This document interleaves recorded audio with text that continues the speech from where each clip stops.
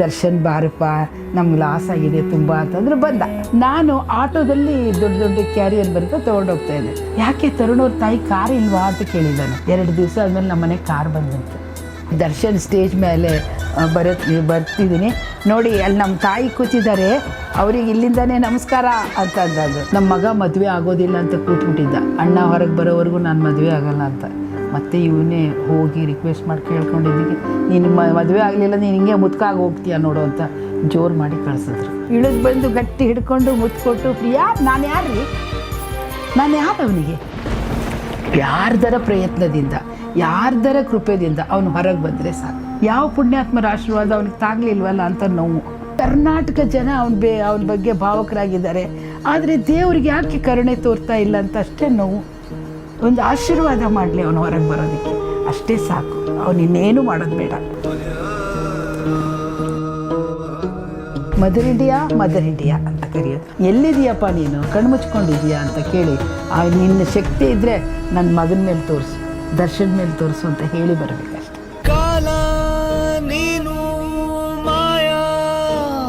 ಅವನು ಹೊರಗೆ ಬಂದಮೇಲೆ ಅವನು ದೇವತಾ ಮನುಷ್ಯ ಆಗ್ತಾನೆ ನೋಡಿ. ಅವನು ಹೊರಗೆ ಬಂದಮೇಲೆ ಅವನು ದೇವತಾ ಮನುಷ್ಯ ಆಗ್ತಾನೆ ನೋಡಿ.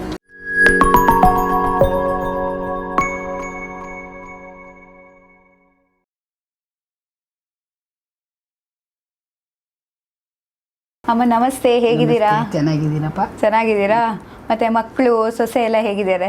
ಎಲ್ಲ ಇದು ಕರ್ನಾಟಕದ ಕೊಡುಗೆ ಅಲ್ಲ. ಅವ್ರು ಎಲ್ಲಿರ್ತಾರೆ, ಏನು ಹೋಗ್ತಾರೆ, ಎಲ್ಲಿ ಬಂದರು ಅಂತೆಲ್ಲ ಜನಗಳಿಗೆಲ್ಲ ಗೊತ್ತಾಗತ್ತೆ.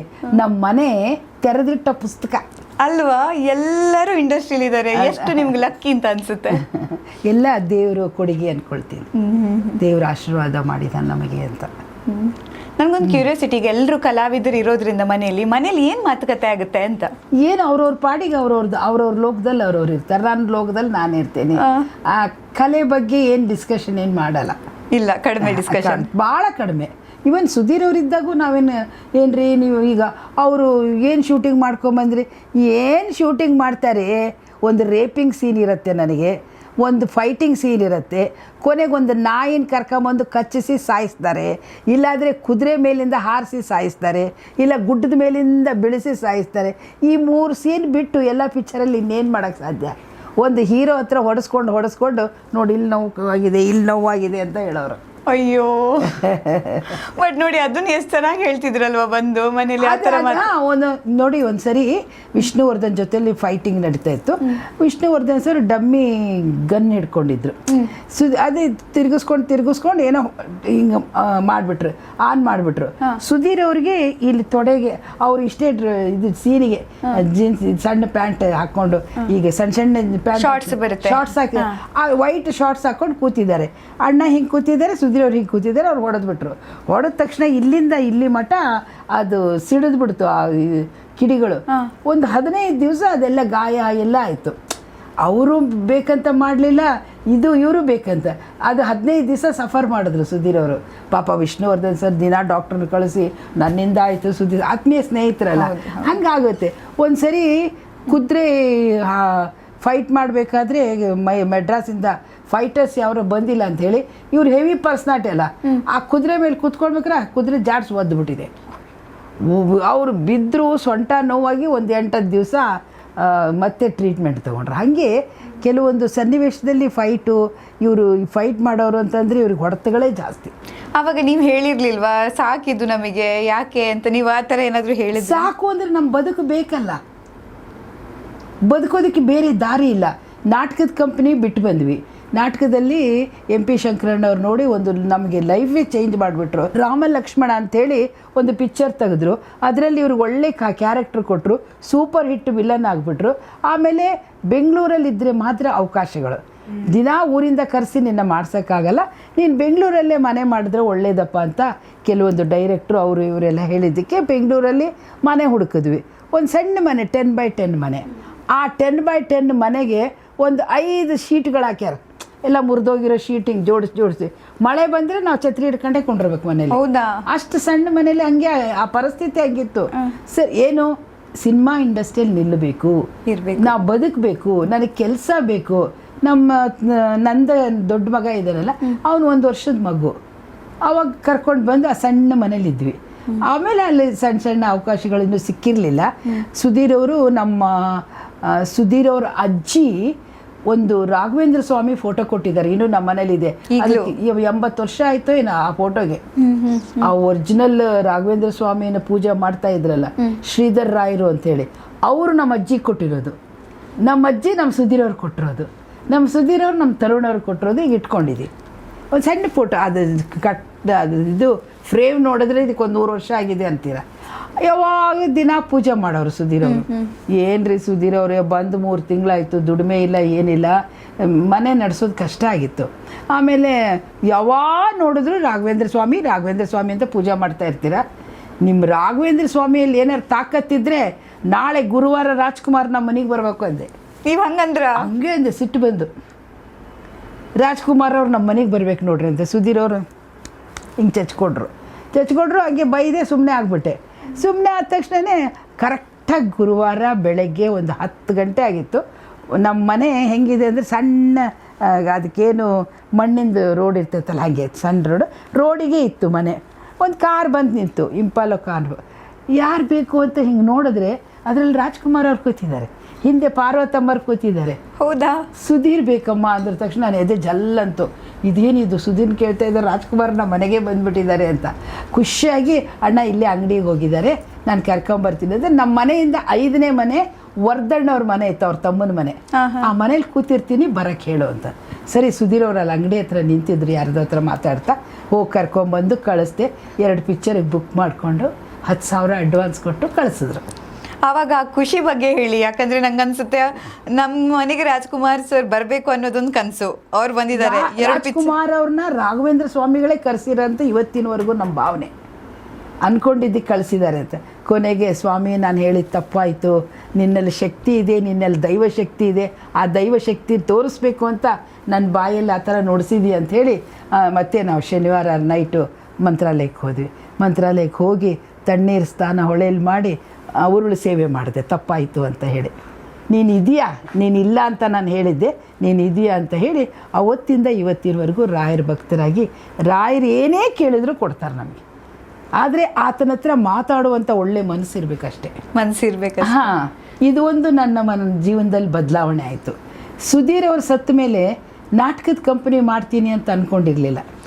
ನಂಗೆ ಆ ನಾಟಕ ಕಂಪನಿದ ಬಗ್ಗೆ ಮಾತಾಡ್ಬೇಕಿತ್ತು. ಯಾಕಂದ್ರೆ ನೀವು ಬಂದಿರೋದು ರಂಗಭೂಮಿಯಿಂದ. ಹೌದು. ರಂಗಭೂಮಿಯಲ್ಲಿ ಬಹಳಷ್ಟು ಶಿಸ್ತು, ಕಲಿಕೆ, ಮತ್ತೆ ಅದಾದ್ಮೇಲೆ ನೀವು ಈ ನಾಟಕ ಕಂಪನಿನ ನೀವು ಮುಂದುವರ್ಸ್ಕೊಂಡು ಹೋಗ್ಬೇಕು ಅಂತ ಹೇಳಿದ್ರೆ ಆ ಶಿಸ್ತು ನಿಮ್ಗೆ ಇಲ್ಲಿ ಉಪಯೋಗ ಬಂತ? ಹೌದು, ಆ ಶಿಸ್ತು ಬರಲೇಬೇಕು. ಬರಲ್ಲ ಅಂದ್ರೆ ನಡೆಯಲ್ಲ. ಬರದೇ ಇದ್ರು ನಾನೊಂಥರ ಕಮಾಂಡೋ ಟೈಪು.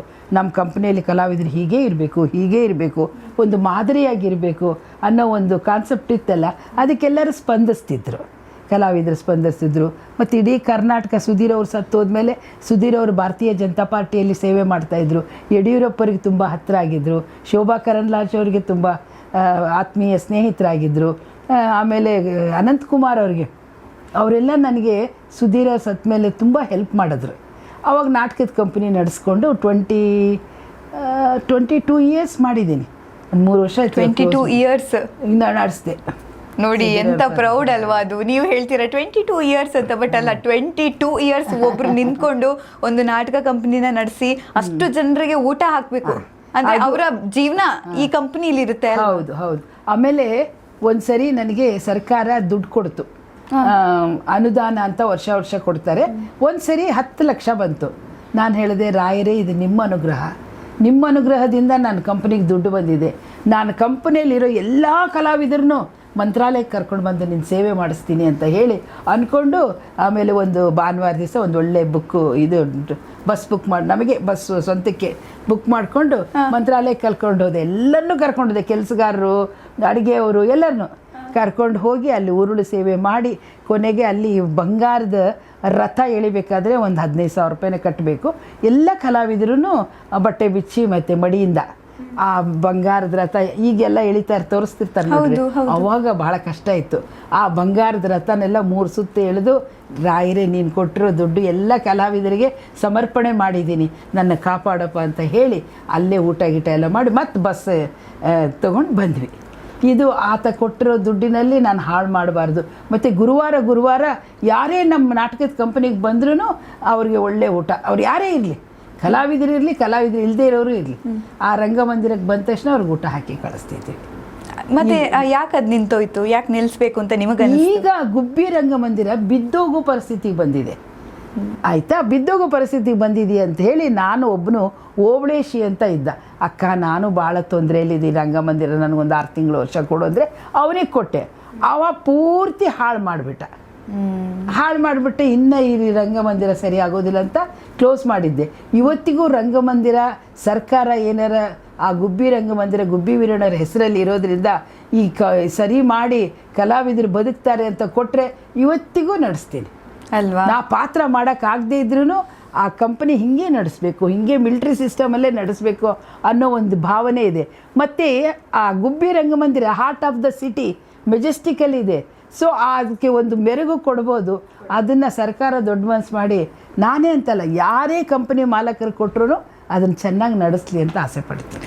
ಅಂದರೆ ನನಗೊಂದು ಅನಿಸುತ್ತೆ ಅಮ್ಮ, ಏನಂದರೆ ಈಗ ಒಂದು ನಾಟಕ ತುಂಬ ಜನ ತೆಗಿತಾರೆ, ನಾಟಕ ಮಾಡ್ತಾರೆ, ಸಾಮಾಜಿಕ ನಾಟಕಗಳು, ಒಂದು ಗುಂಪು ಅಂತ ಕಟ್ಕೊಂಡಾಗ ಆ ಗುಂಪನ್ನ ಮೇಂಟೈನ್ ಮಾಡೋದು ತುಂಬ ಕಷ್ಟ.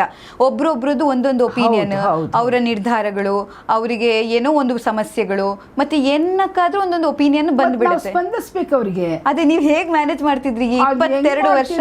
ಏನೋ ದೇವರೇ ನನ್ನ ಜೊತೆಲಿ ಇದ್ರು ಅಂದ್ಕೊಳ್ತೀನಿ. ನನಗೆ ಇವತ್ತಿನವರೆಗೂ ಹೆಂಗೆ ಮೇಂಟೈನ್ ಮಾಡಿದ್ದೀನಿ ನನಗೆ ಗೊತ್ತಿಲ್ಲ. ಕಷ್ಟಕ್ಕೆ ಸ್ಪಂದಿಸಿದ್ದೀನಿ. ಸುಮಾರು ಒಂದು 10 ಜನಕ್ಕೆ ಮದುವೆ ಮಾಡಿದ್ದೀನಿ. 10 ಜನಕ್ಕೆ ಮದುವೆ ಮಾಡಿದ್ದೀನಿ. ಒಂದು 10 ಜನ ಹುಡುಗಿಯರನ್ನ ಓದಿಸಿದ್ದೀನಿ. ವಿದ್ಯಾವಂತರಾಗಿದ್ದಾರೆ, SLC PUC ವರೆಗೂ ಅವ್ರಿಗೆ ಮದುವೆ ಮಾಡ್ಕೊಂಡು ಹೋಗಿದ್ದಾರೆ. ಸೊ ಮದುವೆ ಯಾರ ಹುಡುಗಿ ಲವ್ ಮಾಡಿದವ್ರಿಗೆಲ್ಲ ಇದು ಪೊಲೀಸ್ ಸ್ಟೇಷನ್ಗೆ ಹೋಗಿ ಪರ್ಮಿಷನ್ ತೊಗೊಂಡು ಅಲ್ಲಿ ಇದರಲ್ಲಿ ಮೆಜೆಸ್ಟಿಕ್ ಹತ್ರ ಬಾಬನ್ ಟೆಂಪಲ್ ಇದೆಯಲ್ಲ, ಅಲ್ಲಿ ಮದುವೆ ಎಲ್ಲ ಮಾಡಿದ್ದೀನಿ. ಊಟ ಹಾಕ್ಸಿದ್ದೀನಿ, ಹೋಳಿಗೆ ಊಟ. ಅದೆಲ್ಲ ದೇವ್ರು ನನ್ನ ಕೈಯಲ್ಲಿ ಮಾಡಿಸಿದ್ದಾನೆ. ನಾನು ಮಾಡಿದ್ದೀನಿ ಅಂತ ಹೇಳಿದ್ರೆ ತಪ್ಪಾಗತ್ತೆ. ಸ್ವಾಮಿಗಳೇ ಮಾಡಿಸಿದ್ದಾರೆ. ಸ್ವಾಮಿಗಳಿಂದ ನನ್ನ ಕೈಯಿಂದ ನಡಿಬೇಕಾಯ್ತು, ನಡೀತೀನಿ ಅಷ್ಟೇ. ಒಂದು ಪ್ರಶಸ್ತಿ ನಿಮ್ಮ ಮುಡಿಗೆ ಬರುತ್ತೆ, ಆ ಪ್ರಶಸ್ತಿ ಬಗ್ಗೆ ಹೇಳೋದಾದ್ರೆ ನೀವೊಂದು ಅವಾರ್ಡ್ ಪಡ್ಕೊಳ್ತೀರಲ್ಲ? ಏನು, ನಾನು ನಾಟಕ ಅಕಾಡೆಮಿ ಅವಾರ್ಡ್ ತೊಗೊಂಡಿದ್ದೀನಿ. ಕಿತ್ತೂರು ರಾಣಿ ಚೆನ್ನಮ್ಮ ಪ್ರಶಸ್ತಿ ಕೊಟ್ಟಿದ್ದಾರೆ. ಆಮೇಲೆ ರಾಜ್ಯ ಪ್ರಶಸ್ತಿ ಆಗಿದೆ. ಇನ್ನು ಒಂದೇ ಒಂದು ಉಳಿದಿದೆ, ಗುಬ್ಬಿ ವೀರಣ್ಣ ಪ್ರಶಸ್ತಿ. ಅದೊಂದು ಆದಂಗೆ ಆದರೆ ಆಯಿತು, ಇಲ್ದಿದ್ರೆ ಇಲ್ಲ. ಆದರೂ ಅದು ನೋಡಿ, ನಿಮ್ಮ ನಿಸ್ವಾರ್ಥ ಸೇವೆ ಅಂದರೆ ಏನಾದರೂ ಪರವಾಗಿಲ್ಲ, ನನ್ನ ಕಡೆಯಿಂದ ನಾನು ಕಲಾವಿದರಿಗೆ ಏನು ಮಾಡಬೇಕು ಅದನ್ನು ನೀವು ಮಾಡ್ತಾ ಇದ್ದೀರಿ. ನಾಟಕ ಅಕಾಡೆಮಿ ಅಧ್ಯಕ್ಷರಾದಾಗ ಎಲ್ಲ ಕಲಾವಿದರಿಗೆ ಪೆನ್ಷನ್ ಜಾಸ್ತಿ ಮಾಡಿಸಿದ್ದೀನಿ. ಯಾರಿಗೆ ಈಗ ಪಾತ್ರ ಮಾಡೋ ಕಲಾವಿದರಿಗೆ ಮಾತ್ರ ಪೆನ್ಷನ್ನು ಅಂತ ಮಾಡಿದರು. ನೈಪಥ್ಯ ಕೆಲಸ ಮಾಡ್ತಾರಲ್ಲ, ಈಗ ನೀನು ಕಲಾವಿದೆ, ಈಗ ನಿನಗೆ ಪೆನ್ಷನ್ ಆಗುತ್ತಪ್ಪ, ನನಗಾಗತ್ತೆ. ಆ ಹುಡುಗ ಕ್ಯಾಮ್ರಾಮನ್ ಅವ್ನು ನಮ್ಮ ಜೊತೆಲೇ ಇದ್ದಾನಲ್ಲ, ಮತ್ತು ನೈಪಥ್ಯ ಕೆಲಸ ಮಾಡೋರ್ಗಾಗಿಲ್ಲ ಅಂದ್ರೇನು, ಇವಂದಾಯಿತು. ಲೈಟ್ ಬಾಯ್ ಇರ್ತಾರೆ, ಮತ್ತು ಅವ್ರಿಗಾಗಲಿಲ್ಲ ಅಂದರೆ ಅವ್ರು ನಮ್ಮ ಜೊತೆಲಿ ತಾನೇ ಇರ್ತಾರೆ. ಹಂಗೆ ಗಲಾಟೆ ಮಾಡಿ ಯಡಿಯೂರಪ್ಪವ್ರಿಗೆ ಹೇಳಿ ಆ ನೈಪಥ್ಯ ಕೆಲಸ, ಕಸ ಗುಡಿಸೋರು, ಅಡುಗೆ ಮಾಡೋರು, ಆಮೇಲೆ ರಂಗಭೂಮಿಯಲ್ಲಿ ಏನೇನು ಪರ್ದೆ ಜಗ್ತಾರಲ್ಲ, ಹೌದು, ಆ ಪರ್ದೆ ಜಗ್ಗೋರು, ಲೈಟ್ ಹತ್ರ ಕೂತ್ಕೊಂಡಿರೋರು, ಮೇಕಪ್ ಮಾಡೋರು, ಮ್ಯೂಸಿಕ್, ಎಲ್ಲರಿಗೂ ಮಾಡಿಸ್ಕೊಟ್ಟಿದ್ದೆ. ಈಗೂ ನೆನೆಸ್ತಾರೆ ಪಾಪ. ಅಮ್ಮ ನಿನ್ನಿಂದ 2,500 ರೂಪಾಯಿ ಮ್ಯಾನೇಜರ್ ಪೋಸ್ಟ್ ಮಾಡೋನು, ಲೆಕ್ಕಪತ್ರ ಬರೆಯೋದು, ನಿಮ್ಮಿಂದ ನಮಗೆ ಈಗ 2,500 ರೂಪಾಯಿ ಸಿಗ್ತಾ ಇದೆ. ಮತ್ತು ಸಾಮಾನ್ಯವಾಗಿ ಎಲ್ರಿಗೂ ಶುಗರು, BP ಇವೆಲ್ಲ ಇದ್ದೇ ಇರ್ತವೆ. ಅಟ್ಲೀಸ್ಟ್ ಆ ಗುಳಿಗೆಗಾದ್ರೂ ನಾವು ಬೇರೆಯವ್ರ ಹತ್ರ ಕೈ ಚಾಚಬಾರ್ದು ಅಲ್ವಾ ಅಂತ ಅನ್ನೋ ಕಾನ್ಸೆಪ್ಟ್ ಅವ್ರಿಗೆ ಮನಸ್ಸಲ್ಲಿದೆ. ಅಕ್ಕ ನಿನ್ನಿಂದ ಒಳ್ಳೇದಾಯಿತು ಅಂತ ಹೇಳ್ತಾರೆ. ನನಗೂ ಖುಷಿ ಆಗುತ್ತೆ. ಅಂದರೆ ನೀವು ಕಲಾವಿದರಿಂದ ಕಲಾವಿದರಿಗಾಗಿ ಕಲಾವಿದರಿಗೋಸ್ಕರ ಅಲ್ವಾ? ಒಂದು ಸರಿ ಒಂದು ವಿಷಯ ಹೇಳ್ತೀನಿ ನೋಡಿ. ನಾಟಕದ ಕಂಪನಿ ನಡೆಸೋದು ಎಷ್ಟು ಕಷ್ಟನೋ ಅದನ್ನು ನಿಭಾಯಿಸೋದು ಅಷ್ಟೇ ಕಷ್ಟ ಅನ್ನೋದಕ್ಕೆ ತೇರ್ತಾಳ ಅಂತ ಒಂದು ಊರಿದೆ ಆ ಉತ್ತರ ಕರ್ನಾಟಕದಲ್ಲಿ. ತೇರ್ತಾಳ ಅಂತ. ಸರಿ, ಆ ಊರಲ್ಲಿ ನಾಟಕದ ಕಂಪನಿ ಹಾಕಿದ್ದೆ. ನಾಟಕದ ಕಂಪನಿ ಹಾಕಿದಾಗ ತುಂಬ ಮಳೆ ಬಂದರೆ ಯಾರೂ ಬರೋದಿಲ್ಲ ನಾಟಕ ನೋಡೋಕ್ಕೆ. 1,000 ರೂಪಾಯಿನೂ ಕಲೆಕ್ಷನ್ ಆಗಲ್ಲ. ತುಂಬ ಮಳೆ ಬರ್ತಾ ಇತ್ತು. ನಾಟಕ ವಿಧಿ ಇಲ್ಲದೆ ನಡೆಸಲೇಬೇಕಾಗಿತ್ತು. 1,000 ರೂಪಾಯಿನೋ ಕಲೆಕ್ಷನ್ ಆಗಿತ್ತು. ಒಂದು ಅರ್ಧ ನಾಟಕ ಆಗಿತ್ತು. ಒಬ್ಬರು ಬಂದ ತಕ್ಷಣ, ನಿಮ್ಮಲ್ಲಿ ಕಾಮಿಡಿ ಮಾಡ್ತಾ ಇದ್ದಾರಲ್ಲ ಗಂಡ ಹೆಂಡತಿ, ಅವ್ರ ಮಗು ಸತ್ತೋಗಿದೆ. ಅವನೆಷ್ಟು 8 ವರ್ಷದವನೇನೋ, ಮನೇಲಿ ಮಲಗಿಸ್ ಬಂದಿದ್ದಾರೆ. ಆ ಹುಡುಗ ಸತ್ತೋಗ್ಬಿಟ್ಟಿದ್ದಾನೆ. ಅವನಿಗೇನೋ ಜಾಂಡೀಸು ಏನೋ ಆಗಿತ್ತಂತೆ, ಇವ್ರಿಗೆ ಗೊತ್ತಾಗಿಲ್ಲ. ಆಮೇಲೆ ಅರ್ಧ ನಾಟಕ ನಿಲ್ಲಿಸಿದ್ರೆ ಪ್ರೇಕ್ಷಕರು ನಮ್ಗೆ ದುಡ್ಡು ಕೊಡಿ ಅಂತಾರೆ. ನೀವು ಪೂರ್ತಿ ನಾಟಕ ಆಡಿಲ್ವಲ್ಲ, ನಮ್ಗೆ ದುಡ್ಡು ಕೊಡ್ರಿ ವಾಪಸ್ಸು ಅಂತಾರೆ. ನಾಟಕ ಪೂರ್ತಿ ಆಡೋದಕ್ಕೆ ಬಿಟ್ಟರೆ ಪಾಪ ಅವ್ರ ತಂದೆ ತಾಯಿಗೆ ಮಗು ಸತ್ತೋಗಿದ್ದು ನಾನು ಹೇಳಲಿಲ್ಲ ಅಂತಾಗತ್ತೆ ಅಲ್ವಾ. ಏನು ಮಾಡಬೇಕು ಅಂತ ತುಂಬ ಯೋಚನೆ ಮಾಡಿ ನಾನು ಒಂದು ಸಣ್ಣ ಆಫೀಸ್ ಮಾಡ್ಕೊಂಡಿದ್ದೆ. ಅಲ್ಲಿ ರಾಘವೇಂದ್ರ ಸ್ವಾಮಿ ಫೋಟೋ ಇಟ್ಕೊಂಡು ದಿನ ಆ ಹುಂಡಿಗೆ ದುಡ್ಡು ಹಾಕಿ ಅಲ್ಲೇ ಕೂತ್ಕೊಳ್ಳೋದು ಜಾಸ್ತಿ ನಾನು. ಏನಪ್ಪ ದೇವರೇ ಈ ಪರಿಸ್ಥಿತಿ ತಂದಿದೆಯಲ್ಲ, ಏನು ಮಾಡೋದು ಅಂತೇಳಿ, ಹಾಗೂ ಮಳೆ ಬರ್ತಾ ಇದೆ, ಜನ ಎಲ್ಲ ಬೇಗ ನಾಟಕ ಮುಗಿಸ್ಬಿಡಿ ಅಂತಂದೆ. ಸರಿ ಅಂಥೇಳಿ ಬೇಗ ಒಂದು 3 ಗಂಟೆಗೆ ನಾಟಕ ಮುಗಿಸೋದು. ಅವತ್ತು 2 ಗಂಟೆನೂ ಆಗಿರಲಿಲ್ಲ. ನಾಟಕ ಮುಗಿಸಿದ್ಮೇಲೆ ಅವ್ರನ್ನ ಕರೆದು ಬುಕ್ಕಿಂಗ್ನವ್ನು ಕರೆದು ಎಷ್ಟಾಗಿದೆಯಪ್ಪ ಅಂದರೆ 1100 ರೂಪಾಯಿ ಕಲೆಕ್ಷನ್ ಆಗಿದೆ. ಒಂದು 100 ರೂಪಾಯಿ ಕೊಬ್ಬರಿ ಎಣ್ಣೆಗೆ ಇಟ್ಕೊ, ಮುಖ ಒಳಗ್ಸೋಕ್ಕೆ ಎಲ್ಲರಿಗೂ ಕೊಬ್ಬರಿ ಎಣ್ಣೆ ಬೇಕಲ್ಲ, ದಿನಾಲೂ ನಾವೇ ಕೊಡೋದು ಕೊಬ್ಬರಿ ಎಣ್ಣೆ. 100 ರೂಪಾಯಿ ಕೊಬ್ಬರಿ ಎಣ್ಣೆಗೆ ಇಟ್ಕೊ, ನಾಳೆ ಬೋರ್ಡಿಂಗ್ ಅಂದರೆ ಎಲ್ಲರಿಗೂ ಅಡುಗೆ ಮಾಡಿಸ್ಬೇಕಲ್ಲ, ಅದನ್ನೇ ಎಲ್ಲರೂ ಸಾಲ ತಂದು ಮಾಡೋಣಂತೆ, ಮತ್ತು ಅವ್ರನ್ನ ಹಿಂಗೆ ಕಳಿಸ್ಬೇಕು ಅಂತೇಳಿ 1000 ರೂಪಾಯಿ ಇಸ್ಕೊಂಡು ಅವ್ರಿಗೆ ಕೈಯಲ್ಲಿ ಕಲಾವಿದ್ರ ಗಂಡ ಹೆಂಡ್ತಿಗೆ ಇಬ್ಬರಿಗೂ 1000 ರೂಪಾಯಿ ತೊಗೊಂಡು, ನಿಮ್ಮ ಮಗನಿಗೆ ಹುಷಾರಿಲ್ಲಂತೆ, ಅವು ಆಸ್ಪತ್ರೆಗೆ ಹೋಗ್ಬೇಕಂತೆ, ನೋಡಿ ಸತ್ತಿದ್ದಾನಂತ ಹೇಳಿಲ್ಲ, ಅವ್ರು ಕಾಯ್ತಾ ಇದ್ದಾರೆ ಅಂತ ಹೇಳಿದೆ. ಕೊಟ್ಟು ಕಳಿಸ್ದೆ. ಅವರು ಆ ಬಾಡಿನೆಲ್ಲ ತೊಗೊಂಡು ಆ ಊರಿಗೆ ವಸತಿ ಬಸ್ಸು ಅಂತ ಬರುತ್ತೆ. ಬೆಳಗ್ಗೆ 6 ಗಂಟೆಗೆ ಹೋಗುತ್ತೆ, ರಾತ್ರಿ ಅಲ್ಲೇ ನಿಂತಿರುತ್ತೆ. ಈ ನಾಟಕದವರೆಲ್ಲ ಹೋಗುವಾಗ ಆ ಬಸ್ಸಲ್ಲಿ ಹೋಗ್ಬೋದು ಅಂತ ಆ ಥರ ಎಲ್ಲ ಊರುಗಳಲ್ಲೂ ಮಾಡಿರ್ತಾರೆ. ಆ ಮಗುನ ಅವ್ರ ಹತ್ರ 1000 ರೂಪಾಯಿ ಇದೆ, ಮಗುನ ತೊಗೊಂಡು ಹೋಗಬೇಕು, ಬಸ್ಸಲ್ಲಿ ಹೋಗಬೇಕು, ಕಾರ್ ಮಾಡಿದ್ರೆ ದುಡ್ಡಿಲ್ಲ. ಸರಿ ಏನು ಮಾಡಿದ್ರು, ಆ ಮಗುನೆಲ್ಲ ಹಿಂಗೆ ಸುತ್ತಕೊಂಡು ಗಂಡ ಹೆಂಡತಿ ಹಿಂದ್ಗಡೆ ಚೇರ್ ಇರ್ತಲ್ಲ, ಕೆಂಪು ಬಸ್ಸಲ್ಲಿ ಹಿಂದ್ಗಡೆ ಚೇರ್ ಇರುತ್ತೆ, ಆ ಚೇರ್ ಮೇಲೆ ಹಿಂಗೆ ಆ ಮಗುನ ಗಂಡ ಹೆಂಡತಿ ಹಿಂಗೆ ಮಲಗಿಸ್ಕೊಂಡು ಕುಂತರು. ಬಸ್ ಬಂತು, ಬಸ್ಸಲ್ಲಿ ಹೋಗ್ಬಿಟ್ರು. ಹೋಗಿ ಅವ್ರ ಊರಲ್ಲಿ ಇಳಿದ್ರು. ಬೈಲೊಂಗಲ ಹತ್ರ ಅವ್ರ ಊರು ಯಾವುದು. ಆ ಊರಲ್ಲಿ ಇಳಿದ ಮೇಲೆ ಗೊತ್ತಾಯಿತು ಈ ಮಗು ಸತ್ತೋಗಿರುತ್ತೆ ತಂದಿದ್ದಾರೆ ಅಂತ ಆ ಕಂಡಕ್ಟರ್ ಡ್ರೈವರ್ಗೆ. ಅವಾಗ ದೇವ್ರು ಇದ್ದಾನೆ ಅನ್ನೋದಕ್ಕೆ ಅಕಸ್ಮಾತಾಗಿ ಡೆಡ್ ಬಾಡಿ ಆ ಕಾರಲ್ಲಿ ಆ ಬಸ್ಸಲ್ಲಿ ತಂದಿದ್ದಾರೆ ಅಂತ ಗೊತ್ತಾಗಿದ್ದರೆ ನಾನು ಜೈಲಿಗೆ ಹೋಗಬೇಕಾಗಿತ್ತು, ಆ ಗಂಡ ಹೆಂಡ್ತಿನೂ ಜೈಲಿಗೆ ಹೋಗಬೇಕಾಗಿತ್ತು, ಆ ಡ್ರೈವರು ಮತ್ತು ಆ ಕಂಡಕ್ಟ್ರು ಜೈಲಿಗೆ ಹೋಗಬೇಕಾಗಿತ್ತು. ಅಂಥ ಪರಿಸ್ಥಿತಿಯಲ್ಲಿ ಅವ್ರು ಇಳಿದ ಮೇಲೆ ಇಲ್ಲ ಹಿಂಗಾಯ್ತು, ನಮ್ಮ ಮಗು ಸತ್ತೋಗಿದೆ ಅಂತಂದು, ಆಯ್ತಾಯ್ತು ಹೋಗ್ರಿ ಅಂಥೇಳಿ ಅವ್ನು ಬಸ್ ತೊಗೊಂಡು ಹೋಗ್ಬಿಟ್ಟ. ಅಲ್ಲಿಗೆ ಆ ವಿಷಯ ಮುಗಿದೋಯ್ತು. ಅದು ಸ್ವಲ್ಪ ಸ್ಪ್ರೆಡ್ ಆಗಿದ್ರೆ ಏನೇನೋ ಆಗಿರೋದು.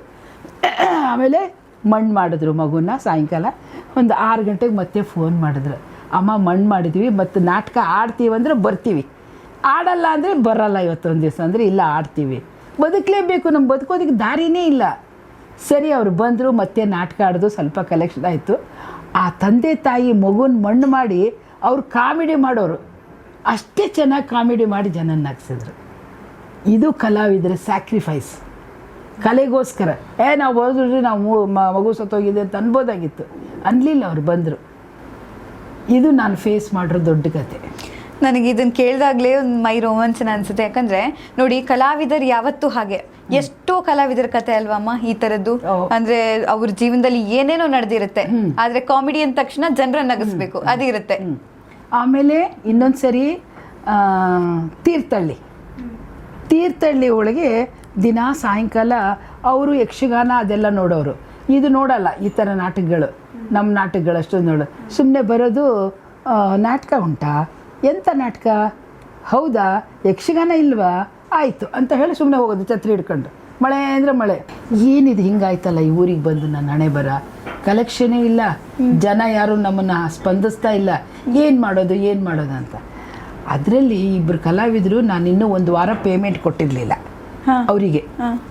ಅವ ಏನು ಮಾಡಿಬಿಟ್ಟ, ಅವ್ರ ಹೆಸರು ಬಸಣ್ಣ ಅಂತ ಹೇಳಿಬಿಟ್ಟು, ಅವ ಏನು ಮಾಡಿಬಿಟ್ಟ, ಇನ್ನೂ 3 ಜನಕ್ಕೆ ತಲೆ ಕೆಡಿಸ್ದ. ಇವರು ಕಲೆಕ್ಷನ್ ಆಗೋದಿಲ್ಲ, ಈ ಊರು ಕ್ಯಾಂಪ್ ಮಾಡಿದ್ದಾರೆ, ನಮ್ಗೆ 1 ವಾರ ಆಯಿತು ಪೇಮೆಂಟ್ ಕೊಟ್ಟಿಲ್ಲ, ಒಂದು ಕೆಲಸ ಮಾಡೋಣ, ಕೇಳದೆ ಹೋಗ್ಬಿಡೋಣ ಅಂಥೇಳಿ ಹಾರ್ಮೋನಿಯಂ ಮಾಸ್ಟರ್ನ, ತಬಲಾ ಮಾಸ್ತರ್ನ, ಒಬ್ಬ ಕಾಮಿಡಿ ಆರ್ಟಿಸ್ಟ್ನ, ಅವನು 4 ಜನ 6 ಗಂಟೆಗೆ ನಾಟಕ, 4 ಗಂಟೆಗೆ ಓಡೋಗ್ಬಿಟ್ರು. ಅಯ್ಯೋ, ಹೆಂಗೆ ಆಡಬೇಕು 4 ಜನ ಓಡೋದ್ರೆ? ಸರಿ, ಎಲ್ಲ 4 ಜನ ಓಡೋಗ್ಬಿಟ್ರೆ ಗೊತ್ತಾಯಿತು. ಸರಿ ಹೋದರೆ ಹೋಗ್ಲಿ ಬಿಡು, ಕಂಪ್ನಿನೇ ಬಂದ್ ಮಾಡ್ತೀನಿ, ಇದು ಬೇಡವೇ ಬೇಡ ನನಗೆ ಅಂತ ಹೇಳಿ ಮನಸ್ಸಲ್ಲಿ ಸುಮ್ಮನೆ ಅಲ್ಲೇ ಥಿಯೇಟ್ರ್ ಒಳಗಡೆ ಮಳೆ ಬರ್ತೈತೆ ಕೂತಿದ್ರೆ 4 ಜನ ಕಲಾವಿದರು ಬಂದರು. ನೀವು ನಂಬ್ತಿರೋ ಇಲ್ಲೋ ನನಗೆ ಗೊತ್ತಿಲ್ಲ. 4 ಜನ ಹೆಗಡೆ ಅಂತ, ಶ್ರೀ ವೆಂಕಟೇಶ್ ಹೆಗಡೆ ಅಂತ, ಮತ್ತು ಹಾರ್ಮೋನಿಯಂ ಇವತ್ತು ಅವ್ರು ಇಲ್ಲ, ಸತ್ತೋದ್ರು ಅವ್ರ ಮನೆ ರೀಸೆಂಟಾಗಿ, ಬಾಚಿಮಟ್ಟಿ ಅಂತ, ಬಸವರಾಜ್ ಅಲ್ಲ ದೇವೇಂದ್ರಪ್ಪ ಬಾಚಿಮಟ್ಟಿ, ವೆಂಕಟೇಶ್ ಹೆಗಡೆ ಅವರು, ಬಾಚಿಮಟ್ಟಿ ಅವ್ರ ಹೆಂಡತಿ, ಇನ್ನೊಬ್ಬರು ಆರ್ಟಿಸ್ಟು, 4 ಜನ ಆ ಪಾತ್ರ ಮಾಡಿರೋದೇ ಬಂದು ಹೇಳಿದ್ರು. ಕ್ಯಾಶೋ ಮಾಸ್ತರ್ ಬಾಚಿಮಟ್ಟಿ ಮಾಸ್ಟ್ರು, ಹೆಗಡೆ ಸೂಪರಾಗಿ ಹಾಡ್ತಾನೆ, ಪಾತ್ರ ಮಾಡ್ತಾನೆ, ಕಾಮಿಡಿ ಪಾರ್ಟ್. ಎಲ್ಲ ಬಂದರು, ಸಂಜೆ ನಾಟಕ ಆಯಿತು, ಕಲೆಕ್ಷನ್ ಆಯಿತು, ಮಸ್ತ್ ಆಡ್ತಾರೆ ಇವ್ರು ನಾಟಕ ಅಂಥೇಳಿ ಮಾರನೇ ದಿವಸದಿಂದ ಜನ ಬರೋಕ್ಕೆ ಶುರುವಾದ. ಜನ ಬರೋಕ್ಕೆ ಶುರು ಮಾಡಿದ್ರೆ ಒಂದು 8-10 ದಿವಸ ಅಷ್ಟೊತ್ತಿಗೆ ಗಣೇಶನ ಹಬ್ಬ. ಗಣೇಶನ ಹಬ್ಬ ಬಂದ ತಕ್ಷಣವೇ ಎಲ್ಲರೂ ನಮ್ಮೂರಿಗೊಂದು ನಾಟಕ ಆಡಿ, ನಮ್ಮೂರಿಗೊಂದು ನಾಟಕ ಆಡಿ ಅಂತ ಹೇಳಿ 10,000 15,000 ಕೊಟ್ಟೋದ್ರು. ಒಂದು 2 ಲಕ್ಷ ರೂಪಾಯಿ ಕಲೆಕ್ಷನ್ ಆವಾಗಲೇ. ನಾ ದಿನ ಬಸ್ಲೆ ಸೊಪ್ಪು ಸಾರು ಅನ್ನ ಮಾಡೋದು. ಸೊಪ್ಪು ಸಾರು ಅಲ್ಲಿ ಬಸ್ಲೆ ಎಲ್ಲ ಬೆಳೆದಿರ್ತೈತಲ್ಲ, ಅದನ್ನ ತೊಗೊಂಡು ಬರೋದು, ಬಸ್ಲೆ ಕಟ್ ಮಾಡಿ ಚೂರು ಬೇಳೆ ಹಾಕಿ ಸಾರು ಮಾಡೋದು, ಎಲ್ಲರೂ ಖುಷಿಯಾಗಿ ಅದನ್ನೇ ಊಟ ಮಾಡ್ತಿದ್ರು. ಸೊ ಅವಾಗ 2 ಲಕ್ಷ ರೂಪಾಯಿ ತೊಗೊಂಡು ಆ ಊರು ಕಲೆಕ್ಷನ್ ಆಗಲ್ಲ ಅಂತ ತೀರ್ಥಹಳ್ಳಿಲಿ ಕ್ಯಾಂಪ್ ಕ್ಲೋಸ್ ಮಾಡಿ ಮತ್ತೆ ನ್ಯಾಮತಿ ಅಂತ ಒಂದು ಊರಿಗೆ ಬಂದೆ. ಆ ಊರಿಗೆ ಬರ್ಬೇಕಾದ್ರೆ 10 ಡೇಸ್ ಗೀಟ್ರ್ ಹಾಕಕ್ಕೆ 10 ಡೇಸ್ ಬೇಕಲ್ಲ, ಆ 10 ಡೇಸು ನಮಗೆ ನಾಟಕ. ನಮ್ಮೂರಿಗೆ ಬನ್ನಿ ಒಂದು 15,000 ಕೊಡ್ತೀವಿ ಆಡಿ, ನಮ್ಮೂರಿಗೆ ಬನ್ನಿ ಗಣೇಶನ ಕುಂಡ್ರಿಸಿದ್ವಿ. 15 2 ಲಕ್ಷ ರೂಪಾಯಿ ಕಲೆಕ್ಷನ್ ಮಾಡಿಕೊಂಡು ನ್ಯಾಮತಿ ಕ್ಯಾಂಪ್ ಸ್ಟಾರ್ಟ್ ಮಾಡಿದೆ. ನ್ಯಾಮತಿಯಲ್ಲಿ ಫಸ್ಟು ಎಚ್ಚರ ತಂಗಿ ಎಚ್ಚರ ಅಂತ ನಾಟಕ ಹಾಕಿದೆ ಆಯಿತಾ. ಆ ನಾಟಕದಲ್ಲಿ ನೀವು ನಂಬ್ತಿರಲು ಹೌಸ್ಫುಲ್ ಕಲೆಕ್ಷನ್ ಡೈಲಿ. ಆ ನ್ಯಾಮತಿ ಅನ್ನೋ ಊರು ದೊಡ್ಡ ಶಿವಮೊಗ್ಗದ ಹತ್ರ, ದೊಡ್ಡ ಊರೇನಲ್ಲ ಅದು, ಹೌಸ್ಫುಲ್. ಭಾನುವಾರ 2 ನಾಟಕ, ಗುರುವಾರ ಸಂತೆ ಇರ್ತಿತ್ತು, ಅವಾಗ 2 ನಾಟಕ, ಹೌಸ್ಫುಲ್ ಕಲೆಕ್ಷನು. ಯಾರು ಬರ್ತಿದ್ರು ಆ ನಾಟಕಕ್ಕೆ ಅಂತಂದರೆ ಬರೇ ವೇಶ್ಯರೇ ಬರ್ತಿದ್ರು. ಹೌದಾ? ಬರೇ ವೇಶ್ಯರು ಅಂದರೆ ಆ ವೇಶ್ಯರಿಗೆ ಸಂಬಂಧಪಟ್ಟ ನಾಟಕನೇ ಆಡ್ತಿದ್ವಿ. ಅದು ಒಂದು ಹೆಣ್ಣು ಒಳ್ಳೆಯವಳಾದರೆ ಹಾಗಾಗುತ್ತೆ, ಒಂದು ಹೆಣ್ಣು ಬದುಕಿ ಕೆಟ್ಟೋದ್ರೆ ಹಿಂಗಾಗುತ್ತೆ ಅನ್ನೋದಕ್ಕೆ ಏನು ಊರು ನೋಡಿದವ್ರೆ 10 ಸಲ ನಮ್ಮ ಸಲುವಾಗಿ ನೀವು ಇದೊಂದ ನಾಟಕ ಆಡಬೇಕು. ಅಲ್ಲೇ ನನಗೆ 4 ಲಕ್ಷ ರೂಪಾಯಿ ಉಳೀತು. ಅಲ್ಲಿ ಕಷ್ಟಪಟ್ಟು 100 ರೂಪಾಯಿಗೆ ಅಲ್ಲಿ ಬಸ್ಲೆ ಸೊಪ್ಪು ತಂದು ಮಾಡ್ತಾ ಇದ್ದವಳು ನ್ಯಾಮತಿಗೆ ಬಂದಮೇಲೆ 4 ಲಕ್ಷ ರೂಪಾಯಿ ಉಳೀತು ನಮಗೆ. ಅಲ್ಲಿ ಊರವರೆಲ್ಲ ಹಚ್ಕೊಂಡ್ರು, ಊರಿಂದ ತರಕಾರಿ ತಂದುಕೊಡೋದು, ಅಕ್ಕಿ ತಂದುಕೊಡೋದು, ಇನ್ನೂ ಈಗಲೂ ಆ ಸ್ನೇಹ ಇಟ್ಕೊಂಡಿದ್ದಾರಿಲ್ಲ.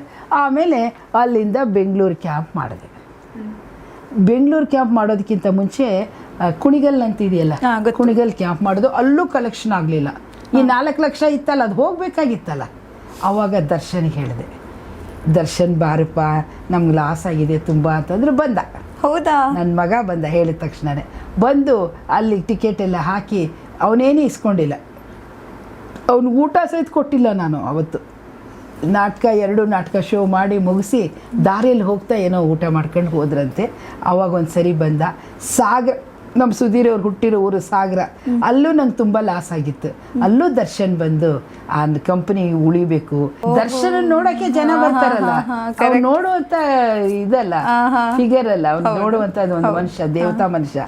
ಸೊ ಆ ಸಾಗರದಲ್ಲೂ ನಂಗೆ ಒಳ್ಳೆ ಕಲೆಕ್ಷನ್ ಆಯಿತು, ಮತ್ತು ಈ ಕುಣಿಗಲ್ನಲ್ಲೂ ಒಳ್ಳೆ ಕಲೆಕ್ಷನ್ ಆಯಿತು. ಅವನು 2 ಸರಿ ಬಂದ ನಮ್ಮ ಕಂಪ್ನಿಗೆ. ಆಮೇಲೆ ಯಾವಾಗಾರು ಒಂದು ಸರಿ ಬೆಂಗಳೂರಲ್ಲಿ ಗುಬ್ಬಿ ರಂಗಮಂದಿರ ಮಾಡಿದಾಗ ಒಂದು 2 ಸರಿ ಸುಮ್ಮನೆ ಯಾರು ಇಲ್ಲದೆ ಇರುವಾಗ ಬಂದು ಮಾತಾಡ್ಸ್ಕೊಂಡು ಹೋಗ್ತಿದ್ದ. ಅಲ್ಲಿ ದೊಡ್ಡ ಕಾರ್ಯಕ್ರಮ ಮಾಡಬೇಕು ಅಂದ್ಕೊಂಡಿದ್ವಿ, ಅದೇ ಥಿಯೇಟ್ರಿಂಗ್ ಆಯ್ತಲ್ಲ, ಮಾಡಲಿಲ್ಲ. ಬಟ್ ನಟರ ಜವಾಬ್ದಾರಿ ನೋಡಿ ಅಲ್ವಾ, ಆ ಜವಾಬ್ದಾರಿನ ಅವ್ರು ಹೇಗೆ ನಿರ್ವಹಿಸಿದ್ರು. ಒಬ್ಬರು ನಟರಾಗಿ ಫೇಮಸ್ ಆದಮೇಲೆ ಬೇರೆಯವ್ರಿಗೂ ಕೂಡ, ಬೇರೆ ಕಲಾವಿದರಿಗೂ ಕೂಡ ಹೆಲ್ಪ್ ಆಗಬೇಕು ಅನ್ನೋದು, ಅದನ್ನು ಅವರು ದರ್ಶನ್ ಬಂದು ಈ ಒಂದು ಕಂಪ್ನಿಲಿ ನಾಟಕ ನಡೀತಾ ಇಲ್ಲ ಅಂತ ಹೇಳಿದ್ರೆ ಜನರನ್ನು ಸೇರಿಸೋದು, ಅವರ ನೋಡೋಕ್ಕೆ ಜನ ಬರ್ತಾರೆ, ಹೌದು, ಅದ ಪ್ರೀತಿಯಿಂದ ಬರ್ತಾರೆ. ನಮ್ಮ ಹತ್ರ ದುಡ್ಡು ಕೇಳಲಿಲ್ಲ, ಕಲಾವಿದರೆಲ್ಲ ಫೋಟೋ ತೆಗೆಸ್ಕೊಂಡ್ರು ಅವನ ಜೊತೆಲಿ. ಎಷ್ಟು ಒಂದು ದೊಡ್ಡ ಕಲಾವಿದ ಸೆಲೆಬ್ರಿಟಿ ಬರ್ತಾನಂದ್ರೆ ಜನ ಸೇರ್ತಾರಲ್ಲ, ಹಾಗೆಲ್ಲ ಆಯಿತು. ಅವನಿಂದನೂ ಈ ಕರ್ನಾಟಕ ಕಲಾ ವೈಭವ ಸಂಘ ಅಂತ ಏನು ಸುಧೀರ್ ಅವರು ಮಾಡಿದ್ರಲ್ಲ, ಆ ಸಂಘಕ್ಕೆ ಅವನದು ಕೊಡುಗೆ ಇದೆ. ಅದಕ್ಕೆ ಆದಷ್ಟು ಬೇಗ ಅವನು ಹೊರಗೆ ಬರಲಿ, ಅವನ ರಾಘವೇಂದ್ರ ಸ್ವಾಮಿ ಅವನ್ನ ಕಾಪಾಡಲಿ ಅಂತ ನಾನು ಕೇಳ್ಕೊಳ್ತೀನಿ. ಅವರು ರಾಘವೇಂದ್ರ ಸ್ವಾಮಿಗಳ ಭಕ್ತರು ಅಲ್ವ? ಎಲ್ಲ ದೇವಾನುದೇವತೆಗಳು ಇದ್ದಾರೆ, ಅವನನ್ನು ಯಾರು ಮುಟ್ಟಿ ಆಶೀರ್ವಾದ ಮಾಡ್ತಾ ಇಲ್ವಲ್ಲ ಅಂತ ನೋವು ಅಷ್ಟೇ. ದೇವರೇ ಬರಬೇಕು ಅವನ ಕನಸಲ್ಲೋ ಅಥವಾ ಅವನ ಕುಂತ ಜಾಗದಲ್ಲೋ ರಾಯರು ಬಂದು ಅವನ ಹಣೆ ಮೇಲೆ ಅಥವಾ ಅವನ ತಲೆ ಮೇಲೆ ಕೈ ಇಟ್ಟರೆ ಅವನು ಖಂಡಿತ ಎಲ್ಲ ದುಷ್ಟ ಶಕ್ತಿಗಳಿಂದ ಪರಿಹಾರ ಆಗ್ತಾನೆ. ಅದಾಗಿಲ್ವಲ್ಲ ಅಂತ ನೋವು ಅಷ್ಟೇ ನನಗೆ. ಅಂದರೆ ಅವ್ರ ಮೇಲೆ ಅವರ ಅಭಿಮಾನಿಗಳ ಒಂದು ವಿಶೇಷ ಪ್ರೀತಿ ಅಲ್ವಾ? ಅಭಿಮಾನಿಗಳ ಪ್ರೀತಿ ಅಲ್ಲ, ಅದು ದೇವರ ಪ್ರೀತಿ. ಅಭಿಮಾನಿಗಳ ಹೃದಯದಲ್ಲೆಲ್ಲ ದೇವರು ತುಂಬಿಕೊಂಡಿದ್ದಾನೆ. ಹಾಗಾಗಿ ಅವನಿಗೆಲ್ಲರೂ ಆಶೀರ್ವಾದ ಮಾಡ್ತಾ ಇದ್ದಾರೆ. ಯಾವ ಪುಣ್ಯಾತ್ಮರ ಆಶೀರ್ವಾದ ಅವನಿಗೆ ತಾಗಲಿಲ್ವಲ್ಲ ಅಂತ ನೋವು. ನಾವು ಕಣ್ಣಾರೆ ನೋಡಿದ್ದೀವಿ. ಒಂದು ದಿವಸ ರಾಬರ್ಟ್ ಶೂಟಿಂಗ್ ನಡೀತಾ ಇತ್ತು. ರಾಬರ್ಟ್ ಶೂಟಿಂಗ್ ನಡಿಬೇಕಾದ್ರೆ ನಾನು ಅವನಿಗೆ ಊಟ ನಾನ್ ವೆಜ್ ಅಂದರೆಲ್ಲ ಇಷ್ಟ ಅಂಥೇಳಿ ಕೈಮಾ, ಆಮೇಲೆ ಕ್ಯಾಪ್ಸಿಕಮ್ ಎಲ್ಲ ಹಾಕೋದು, ಅಕ್ಕಿ ರೊಟ್ಟಿ, ಜೋಳದ ರೊಟ್ಟಿ ಎಲ್ಲ ತೊಗೊಂಡು ಹೋಗಿದ್ದೆ. ತೊಗೊಂಡು ಹೋಗಿ ಇವನು ಕ್ಯಾರವನಲ್ಲಿ ಕೂತಿದ್ದ. ನಾನು ಇದು ಕಂಠೀರವ ಸ್ಟುಡಿಯೋದಲ್ಲಿ ನಾನು ಆಟೋದಲ್ಲಿ ದೊಡ್ಡ ದೊಡ್ಡ ಕ್ಯಾರಿಯರ್ ಬರುತ್ತೆ ತೊಗೊಂಡೋಗ್ತಾ ಇದ್ದೆ. ಅವನು ಕ್ಯಾರವಾನ್ದಿಂದ ನೋಡಿತಾ ಇದ್ದಾರೆ ಅಂತ ಕೇಳಿದರೆ ತರುಣ್ ಅವ್ರ ತಾಯಿ, ಯಾಕೆ ತರುಣ್ ಅವ್ರ ತಾಯಿ ಕಾರ್ ಇಲ್ವಾ ಅಂತ ಕೇಳಿದ್ದಾನೆ. ಕೇಳಿದ ತಕ್ಷಣ ಅವರು ಏನು ಹೇಳಿದ್ರು ಏನೋ ಗೊತ್ತಿಲ್ಲ, 2 ದಿವಸ ಆದಮೇಲೆ ನಮ್ಮ ಮನೆಗೆ ಕಾರ್ ಬಂದಂತೆ. ಅಮ್ಮನಿಗೆ ಗಿಫ್ಟ್ ಕೊಟ್ಟ ಅವನು, ನೀನು ಆಟೋದಲ್ಲೆಲ್ಲ ಓಡಾಡಬೇಡ, ನೀನು ಕಾರಲ್ಲಿ ಓಡಾಡು. ಈಗ ಕೆಂಪು ಕಾರೇ ಇಟ್ಕೊಂಡಿದ್ದೀನಿ ನಾನು, ಅದೇ ಕಾರಲ್ಲೇ ಓಡಾಡ್ತೀನಿ. ಅದೇ ಕಾರಲ್ಲಿ ಈಗಲೂ? ಹೌದು, 6999 ಗಾಡಿ ನಂಬರ್. ಆ ಗಾಡಿ ನಿನ್ನ ಕಾರ್ ನಿನಗಿಟ್ಕೊಂಡು ಅವ್ನು ನನಗೆ ಮದರ್ ಇಂಡಿಯಾ ಅಂತಾನೆ. ಮದರ್ ಇಂಡಿಯಾ, ಈ ಗಾಡಿ ನಿಂದು, ನೀನೊಬ್ಬಳೇ ಓಡಾಡಬೇಕು. ಆಯ್ತಪ್ಪ ಅಂಥೇಳಿ ಈಗ ಆ ಗಾಡಿನೇ ಇಟ್ಕೊಂಡಿದ್ದೀನಿ. ಅಷ್ಟು ಪ್ರೀತಿ, ಸಾಕ್ಷಿ, ನಾನೇ ಇದಕ್ಕೆ ಸಾಕ್ಷಿ ಇದ್ದೀನಿ. ನೀವು ಈಗಲೂ ಇಷ್ಟು ಭಾವುಕರಾಗ್ತಿದ್ದೀರಾ ಅಂದರೆ ಗೊತ್ತಾಗುತ್ತೆ ಅವ್ರ ಮೇಲಿಟ್ಟಿರೋ ಪ್ರೀತಿ. ಏನಿಲ್ಲ, ಇಡೀ ಕರ್ನಾಟಕ ಜನ ಅವನ ಬಗ್ಗೆ ಭಾವುಕರಾಗಿದ್ದಾರೆ. ಆದರೆ ದೇವ್ರಿಗೆ ಯಾಕೆ ಕರುಣೆ ತೋರ್ತಾ ಇಲ್ಲ ಅಂತ ಅಷ್ಟೇ ನೋವು. ಒಂದು ಆಶೀರ್ವಾದ ಮಾಡಲಿ ಅವನು ಹೊರಗೆ ಬರೋದಕ್ಕೆ, ಅಷ್ಟೇ ಸಾಕು. ಅವನು ಇನ್ನೇನು ಮಾಡೋದು ಬೇಡ. ನಿಜ, ಯಾಕಂದರೆ ಅವರ ಜೊತೆ ಇರುವ ಅವರ ಆಪ್ತರಿಗೆ ಮಾತ್ರ ಗೊತ್ತು ಅವರು ಎಂಥ ಸಹೃದಯಿ ಅಂತ. ಮದರ್ ಇಂಡಿಯಾ ಅಂತ ಕರೆಯೋದು. ಆಮೇಲೆ ಹುಬ್ಳಿಯಲ್ಲಿ ಒಂದು ದೊಡ್ಡ ಫಂಕ್ಷನ್ ಆಯಿತು, ಎಲ್ಲರೂ ಫ್ಲೈಟಲ್ಲಿ ಹೋದರು. ಅದೇ ರಾಬರ್ಟ್ ಪಿಕ್ಚರ್ 100 days ಅದೇನಾಗಿತ್ತಲ್ಲ, ಆವಾಗ ಎಲ್ಲರೂ ಫ್ಲೈಟಲ್ಲಿ ಹೋದರು. ನಾನು ಹುಟ್ಟಿರು ಬೆಳೆದದ್ದು ಹುಬ್ಳಿಯಲ್ಲ. ಸೊ ಹುಬ್ಳಿಗೆ ದರ್ಶನ್ ಬರ್ತಾ ಇದ್ದಾನೆ, ಸಾವಿರಾರು ಕೋಟ್ಯಾಂತರ ಜನ ಸೇರ್ತಾ ಇದ್ದಾರೆ. ಮತ್ತು ನಮ್ಮ ಮಗ ಬರ್ತಾನಲ್ಲಿ ಸ್ಟೇಜ್ ಮೇಲೆ ಅಂದರೆ ನಮ್ಗೆ ಎಷ್ಟು ಖುಷಿ ಅಂಥೇಳಿ ನಾನೇನು ಮಾಡಿದೆ, ತರುಣ್ ಅವರೆಲ್ಲ ಫ್ಲೈಟಲ್ಲಿ ಹೋದರು. ನಾನು ರಾತ್ರಿ ಟ್ರೈನು ಟಿಕೆಟ್ ತೊಗೊಂಡಿಲ್ಲ, ಏನಿಲ್ಲ, ಹಾಗೆ ಜನರಲ್ ಕಂಪಾರ್ಟ್ಮೆಂಟಲ್ಲಿ ಹತ್ತಿ ನಾನು ಈ ಹುಡುಗಿನ ಕರ್ಕೊಂಡು ಹೋದೆ. ಅಲ್ಲಿ ಹುಬ್ಳಿ ಇದು ರೈಲ್ವೆ ಗ್ರೌಂಡ್ ಅಂತ ದೊಡ್ಡದಾಗಿದೆ, ಅಲ್ಲಿ ಸಿಕ್ಕಾಪಟ್ಟೆ ಜನ ಸೇರಿದರು ದರ್ಶನ್ ನೋಡೋದಕ್ಕೆ. ಆಮೇಲೆ ದರ್ಶನ್ ಸ್ಟೇಜ್ ಮೇಲೆ ಬರ್ತಿದ್ದೀನಿ ನೋಡಿ, ಅಲ್ಲಿ ನಮ್ಮ ತಾಯಿ ಕೂತಿದ್ದಾರೆ, ಅವ್ರಿಗೆ ಇಲ್ಲಿಂದನೇ ನಮಸ್ಕಾರ ಅಂತಂದರು. ಆಮೇಲೆ ಮುಂದ್ಗಡೆ ಹೀರೋಯಿನ್ ಕೂತಿದ್ಲು. ನಿನಗೆಲ್ಲ ತಾಯಿ, ನೀನು ಹೀರೋಯಿನ್ನು, ನಿನಗೆ ಯಾರು ಕೇಳಿದ್ದಾರೆ, ನಿನ್ನ ಹಿಂದೆ ಕೂತಿದ್ದಾಳೆ ನೋಡಿ ನಮ್ಮ ಹೀರೋಯಿನ್ನು, ಅವಳನ್ನು ಮಾತಾಡಿಸ್ತಾ ಇದ್ದೀನಿ ಅಂತೇಳಿ ಮತ್ತೆ ಇಳಿದು ಬಂದು ಗಟ್ಟಿ ಹಿಡ್ಕೊಂಡು ಮುತ್ಕೊಟ್ಟು, ಪ್ರಿಯಾ ನಾನು ಯಾರು ಅವನಿಗೆ ಮುತ್ಕೊಟ್ಟು ಕಾಲಿಗೆ ನಮಸ್ಕಾರ ಮಾಡಿ ವಿಡಿಯೋದವರೆಲ್ಲ ಏನು ಈ ಅಮ್ಮ ಇಲ್ಲಿ ಕೂತಿದ್ದಾಳೆ, ಎಷ್ಟು ಜೋರಾಗಿ ಓಡಿ ಬಂದ ಅವನು ಅಂತ ಮಾಡಿ ಮತ್ತೆ ಸ್ಟೇಜ್ ಮೇಲೆ ಹೋಗಿ ಭಾಷಣ ಮಾಡಿ ಅದೆಲ್ಲ ಮಾಡಿದ. ಅಷ್ಟು ಪ್ರೀತಿ ನನ್ನ ಹತ್ರ ತೋರಿಸ್ಬೇಕಂತ ಅವನು ನಾನೇನು ಕೋಟ್ಯಾಂತರ ರೂಪಾಯಿ ಕೊಟ್ಟಿದ್ದೀನ, ಒಳ್ಳೆ ಹೃದಯದ ಕೊಟ್ಟಿದ್ದೀವಿ ಅಷ್ಟೇ. ಎಲ್ಲರಿಗೂ ಅವನು ಬೇಕೇ. ಈಗ ಯಾರ್ದರ ಪ್ರಯತ್ನದಿಂದ, ಯಾರ್ದರ ಕೃಪೆಯಿಂದ ಅವನು ಹೊರಗೆ ಬಂದರೆ ಸಾಕು. ಯಾಕಂದರೆ ಎಲ್ಲರ ಕೋರಿಕೆ ಅದೊಂದೇ ಇರೋದು. ಅವನು ಹೊರಗೆ ಬಂದ ಮೇಲೆ ಅವನು ದೇವತಾ ಮನುಷ್ಯ ಆಗ್ತಾನೆ ನೋಡಿ. ಸಾಮಾನ್ಯ ಮನುಷ್ಯ ಆಗಿ ಬದುಕೋಕ್ಕೆ ಸಾಧ್ಯನೇ ಇಲ್ಲ. ದೇವರು ಅಂತ ಅವನು ಪೂಜೆ ಮಾಡ್ತಾರೆ ನೋಡಿ. ಯಾಕಂದರೆ ಆ ನೋವು ಎಲ್ಲರಲ್ಲೂ ಇದೆ. ಈಗ ಒಂದು ಕ್ಷಣಾರ್ಧದ ನಿರ್ಧಾರ ಅದೊಂದು ಅಲ್ಲೇ ಇರೋ ಹಾಗೆ ಮಾಡ್ತಲ್ಲ. ಏನಾದರೂ ಆಗಿ ಹೊರಗೆ ಬಂದರೆ ಸಾಕಿತ್ತು ನಮ್ಮ ದರ್ಶನ್ ಸರ್. ಮಿರಾಕಿಲರೇ ಆಗಬೇಕು ಅದಕ್ಕೆ. ಈಗ ಹೆಂಗೆ ರಾಜ್ಕುಮಾರ್ ಅವ್ರು ನಮ್ಮ ಮನೆಗೆ ಬಂದು ಅಂತ ದೇವ್ರನ್ನ ಕೇಳ್ಕೊಂಡಾಗ ಬಂದರು, ಹಾಗೆ ಆ ರಾಯರ ಹತ್ರನೇ ಹೋಗಿ ಮಾತಾಡಬೇಕು. ಎಲ್ಲಿದೆಯಪ್ಪ ನೀನು, ಕಣ್ಣು ಮುಚ್ಕೊಂಡಿದೀಯಾ ಅಂತ ಕೇಳಿ, ನಿನ್ನ ಶಕ್ತಿ ಇದ್ದರೆ ನನ್ನ ಮಗನ ಮೇಲೆ ತೋರಿಸು, ದರ್ಶನ್ ಮೇಲೆ ತೋರಿಸು ಅಂತ ಹೇಳಿ ಬರಬೇಕಷ್ಟೆ. ನಿಜ. ಯಾಕಂದರೆ ನೋಡಿ, ನಿಮ್ಮ ಪ್ರೀತಿ ಮತ್ತೆ ನಿಮ್ಮ ಥರಾನೇ ಅವರನ್ನು ಪ್ರೀತಿಸೋರು ಎಷ್ಟು ಜನ ಇದ್ದಾರಲ್ವ, ಕೋಟ್ಯಾಂತರ ಜನ ಇದ್ದಾರೆ. 7 ಕೋಟಿ ಕನ್ನಡಿಗರು ಅವನ ಪ್ರೀತಿ ಮಾಡ್ತಾರೆ. ನಿಜ. ನೀವು ತುಂಬ ಪ್ರೀತಿಗೆ ಮೂಗನಾಗಿ ಕೂತ್ಬಿಟ್ಟಿದ್ದಾನೆ ಅವನು. ಆ ಪ್ರೀತಿಗೆ ಅವನಲ್ಲಿ ಮಾತೇ ಇಲ್ಲ, ಸೋತೋಗ್ಬಿಟ್ಟಿದ್ದಾನೆ ಮಾತಲ್ಲಿ. ನೀವು ತುಂಬ ಭಾವುಕರಾದ್ರಿ ಆ ವಿಚಾರದಲ್ಲಿ. ಖಂಡಿತ ಅವನ ವಿಷಯದ ದಿನಾ ಭಾವುಕರಾಗ್ತೀನಿ. ದಿನ ಅವನ ವಿಷಯ ಟಿ ವಿಯಲ್ಲೋ ಮೊಬೈಲಲ್ಲಿ ನೋಡಿದ್ರೆ ನೋವು ಮಾಡ್ಕೊಂಡು ಹೇಳೋದು. ನಮ್ಮ ಮಗನೂ ಅಷ್ಟೇ ಫೀಲ್ ಮಾಡ್ಕೊಂತ. ಯಾಕಂದರೆ ಅದೇ ತನ್ನ ತಾಯಿ ಥರನೇ ನಿಮ್ಮನ್ನು ಮದರ್ ಇಂಡಿಯಾ ಅಂತ ಅವನೊಬ್ಬನೇ ನನಗೆ ಕರ್ನಾಟಕದಲ್ಲಿ ಕರ್ತಿದ್ದು. ನಮ್ಮ ಮಗ ಮದುವೆ ಆಗೋದಿಲ್ಲ ಅಂತ ಕೂತ್ಬಿಟ್ಟಿದ್ದ, ಅಣ್ಣ ಹೊರಗೆ ಬರೋವರೆಗೂ ನಾನು ಮದುವೆ ಆಗಲ್ಲ ಅಂತ. ಮತ್ತೆ ಇವನೇ ಹೋಗಿ ರಿಕ್ವೆಸ್ಟ್ ಮಾಡಿ ಕೇಳ್ಕೊಂಡಿದ್ದಕ್ಕೆ, ನೀನು ಮದುವೆ ಆಗಲಿಲ್ಲ, ನೀನು ಹಿಂಗೆ ಮುತ್ಕಾಗಿ ಹೋಗ್ತೀಯ ನೋಡು ಅಂತ ಜೋರು ಮಾಡಿ ಕಳಿಸಿದ್ರು. ನಿಜ. ಆವತ್ತು ನಾವು ಆ ಸುದ್ದಿನ ನೋಡಿದ್ವಿ. ಯಾಕಂದರೆ ದರ್ಶನ್ ಸರ್ ಇದಕ್ಕೆ ಕಾರಣ ಅಂತ. ದರ್ಶನ್ನೇ ಇವ್ರಿಗೆ ಮದುವೆ ಮಾಡಿ ನಾನು ಅವತ್ತು ರಾಬರ್ಟ್ ಶೂಟಿಂಗ್ ಹೋಗಿದ್ದೆ ಅಂತ ಹೇಳಿದ್ನಲ್ಲ ಊಟ ತೊಗೊಂಡು, ಆವಾಗ ಸೋನಲ್ಲಿ ಒಂದು ಪಾರ್ಟ್ ಮಾಡಿದ್ಲು. ಅದರಲ್ಲಿ ಇದು ಇವನು ಯಾರ್ಯಾರು ವಿನೋದ್ ಪ್ರಭಾಕರ್ ಹೆಂಡತಿ ಕ್ಯಾರೆಕ್ಟರ್. ಹಾ ವಿನೋದ್ ಪ್ರಭಾಕರ್ ಮಾಡಿದ್ದಾರೆ. ಅವನ ಹೆಂಡತಿ ಕ್ಯಾರೆಕ್ಟರ್ ಮಾಡಿದ್ಲು. ನನ್ನನ್ನು ಕುಂಡ್ರಿಸ್ಕೊಂಡು ನಾನೊಂದು ಹುಡುಗಿನ ತೋರಿಸ್ತೀನಿ, ತರುಣಿಗೆ ಮದುವೆ ಮಾಡ್ಬೇಕು ನೀನು ಅಂತಂದ್ರೆ ನಾನು ನಗ್ತಾ ಇದ್ದೆ. ಬರೇ ನಗೋದೇ ಆಯ್ತು ಅಂತ ಹಿಂಗೆಲ್ಲ ಇಚ್ಚಿಕ್ತಾನೆ ನಂಗೆ. ಇದಕ್ಕೆ ಕರೆದು ಇವಳು ಬಂದ್ಲು, ಅವಳು ನರ್ಸ್ ಡ್ರೆಸ್ ಹಾಕೊಂಡಿದ್ಲು, ಈ ಹುಡುಗಿನೇ ಮದುವೆ ಮಾಡೋದು ಅಂತ ಹೇಳ್ದ. ಆಯ್ತಪ್ಪ ಅಂತ ಸ್ವಲ್ಪ ಹೊತ್ತಿದ್ದು ನಾನು ಮನೆಗೆ ಬಂದ್ಬಿಟ್ಟೆ. ಕೊನೆಗೆ ಆ ಹುಡುಗಿನೇ ನಮ್ಮ ಮನೆ ಸೊಸೆ ಆದ್ಲು. ಹೌದಾ? ಹೌದು, ಅವ್ರು ಫಸ್ಟ್ ಪರಿಚಯ ಮಾಡಿಸಿದಂಗೆ ನಿಮಗೆ ಆ ಶೂಟಿಂಗಲ್ಲಿ. ಓಹೋ, ನೋಡಿ ಎಲ್ಲಿಂದ ಎಲ್ಲಿಗೆ ಸಂಬಂಧ ಅಲ್ವಾ ನಿಜವಾಗ್ಲೂ. ನಿಮ್ಮ ಮಗನೇ ನಿಮ್ಗೆ ಪರಿಚಯ ಮಾಡಿಕೊಟ್ರು, ನನ್ನ ತಮ್ಮಂಗೆ ನಾನು ಇವ್ರನ್ನೇ ಮಾಡ್ಕೊಡ್ತೀನಿ ಅನ್ನೋ ಥರ. ಅಯ್ಯೋ, ಅವನು ಇದ್ದಿದ್ರೆ ಕಥೆನೇ ಬೇರೆ ಇತ್ತು. ಅಷ್ಟು ಚೆನ್ನಾಗಿ ನೋಡ್ಕೊಳ್ತಾ ಇದ್ರು. ಖಂಡಿತ ದೇವರ ಆಶೀರ್ವಾದ, ರಾಯರ ಆಶೀರ್ವಾದದಿಂದ ಆದಷ್ಟು ಬೇಗ ಹೊರಗಡೆ ಬಂದು ಅವ್ರು ಏನು ಕನಸು ಕಂಡಿದ್ದಾರೋ ಅದರಂತೆ ಬದುಕೋ ಹಾಗಾಗ್ಲಿ ಅಲ್ವಾ. ನಿಜ ಅಮ್ಮ, ಯಾಕಂದ್ರೆ ನೀವು ಭಾವುಕರಾಗ್ತಾ ಇದ್ದೀರಾ. ಅದು ನಾವು ಸ್ವಲ್ಪ ಟಾಪಿಕ್ ಚೇಂಜ್ ಮಾಡೋಣ. ನಿಮ್ಮ ಮನೆಗೆ ಅಂಬರೀಷ್ ಅನ್ನುವ ಹೆಸರನ್ನು ಇಟ್ಟಿದ್ದೀರಾ, ಸರ್ ಹೆಸರು ಯಾಕೆ? ಅದು ಏನು ಕಥೆ? ಅದೇ ಸುಧೀರ್ ಅವರು ಬಂದಿರೋ ದುಡ್ಡೆಲ್ಲ ಅವಾಗ ವಿಲನ್ಗಳಿಗೆ ಜಾಸ್ತಿ ದುಡ್ಡು ಕೊಡ್ತಿರ್ಲಿಲ್ಲ. 10,000 15,000 ಹಬ್ಬಬ್ಬ ಅಂದರೆ 20,000. ಅದು ವಿಷ್ಣು ಸರ್, ಅಂಬರೀಷ್ ಅಣ್ಣ ಸರ್ ಎಲ್ಲ ಪಿಕ್ಚರ್ಗೂ ಸುಧೀರ್ ಅವರು ಬ್ಯಾಡ್ ಹ್ಯಾಬಿಟ್ಸ್ ಏನೂ ಇರಲಿಲ್ಲ. ಡ್ರಿಂಕ್ಸು ಅದೆಲ್ಲ ಏನಿರಲಿಲ್ಲ. ಅದಕ್ಕೆ ಆ ದುಡ್ಡು ಬಂದಿದ್ದ ದುಡ್ಡೆಲ್ಲ ನನ್ನ ಹತ್ರನೇ ಕೊಡೋರು. ನಾವು ಒಂದು ಸಣ್ಣ ಮನೆ ಮಾಡ್ಕೊಳ್ಬೇಕು, ಒಂದು ಸಣ್ಣ ಅಂದರೆ ಒಂದು 20x20 ಅಲ್ಲಿ ಒಂದು ಹಾಲು, ಒಂದು ಅಡುಗೆ ಮನೆ, ಒಂದು ಬೆಡ್ರೂಮ್ ಇಷ್ಟಿದ್ರೆ ಸಾಕು ಅಂತ ಅಷ್ಟೇ ಕನಸು ಕಾಣ್ತಾ ಇದ್ದಿದ್ದು ನಾನು. ಆಮೇಲೆ ಹೆಂಗೋ 1 ಲಕ್ಷ ಯಾರೋ ಅವರಿಗೆ ತುಂಬ ತೊಂದರೆ ಇದ್ದು ಇಲ್ಲಿ ಈಗ ಇದೀವಲ್ಲ ಮನೆ, ಆ ಮನೆ ಜಾಗ ಮಾರ್ತಾಯಿದ್ರು. ಆ ಜಾಗದಲ್ಲಿ ಹುತ್ತು ಬೆಳೆದಿದೆ ಅಂತೇಳಿ ಅವ್ರು ಜಾಗ ಮಾರ್ತಾಯಿದ್ರು. ನಾನು ಹುತ್ತು ಬೆಳೆದ್ರೆ ಏನಾಯ್ತಂತೆ, ಆ ನಾಗಣ್ಣ ಇರ್ತಾನೆ ನೋಡೋಣ ಅಂತ ಹೋದರೆ ಅಲ್ಲಿ ಏನು ಹುತ್ತಿನ ಹಾವಿರಲಿಲ್ಲ, ಏನಿರಲಿಲ್ಲ. ಆ ಕಮ್ಮಿ ರೇಟಿಗೆ ಸಿಕ್ತು. ಕಮ್ಮಿ ರೇಟಿಗೆ ಸಿಕ್ತರೆ ಸುಧೀರ್ ಅವ್ರು ಏನೇ ವಿಷಯ ಆದರೂ ಅಂಬರೀಷ್ ಅಣ್ಣಗೆ ಹೇಳೋರು. ಪ್ರತಿಯೊಂದು ವಿಷಯನೂ ನಾವು ಅವ್ರು ಇಲ್ಲದೆ ನಾವೇನೂ ಮಾಡ್ತಿರ್ಲಿಲ್ಲ. ಆವಾಗ ಅಣ್ಣ ಹಿಂಗೆ ನಮ್ಮ ಮಾಲ್ತಿ ಹೋಗಿ ಸೈಟ್ ನೋಡಿ ತಗೊಂಬಂದು ಮನೆ ಕಟ್ಟಬೇಕಂತ ಮಾಡಿದ್ದೀವಿ, ಏನು ಮಾಡಬೇಕಣ್ಣ ಅಂತ ಕೇಳಿದ್ರೆ, ಹೌದಾ ಅಂತ ಒಂದು 10 ನಿಮಿಷ ಯೋಚನೆ ಮಾಡಿ ನೀನು ಹೆಂಡ್ತಿನ ಕಳ್ಕೊಂಡು ಮೆಡ್ರಾಸಿಗೆ ಬಾ ಅಂತ ಹೇಳಿದೆ.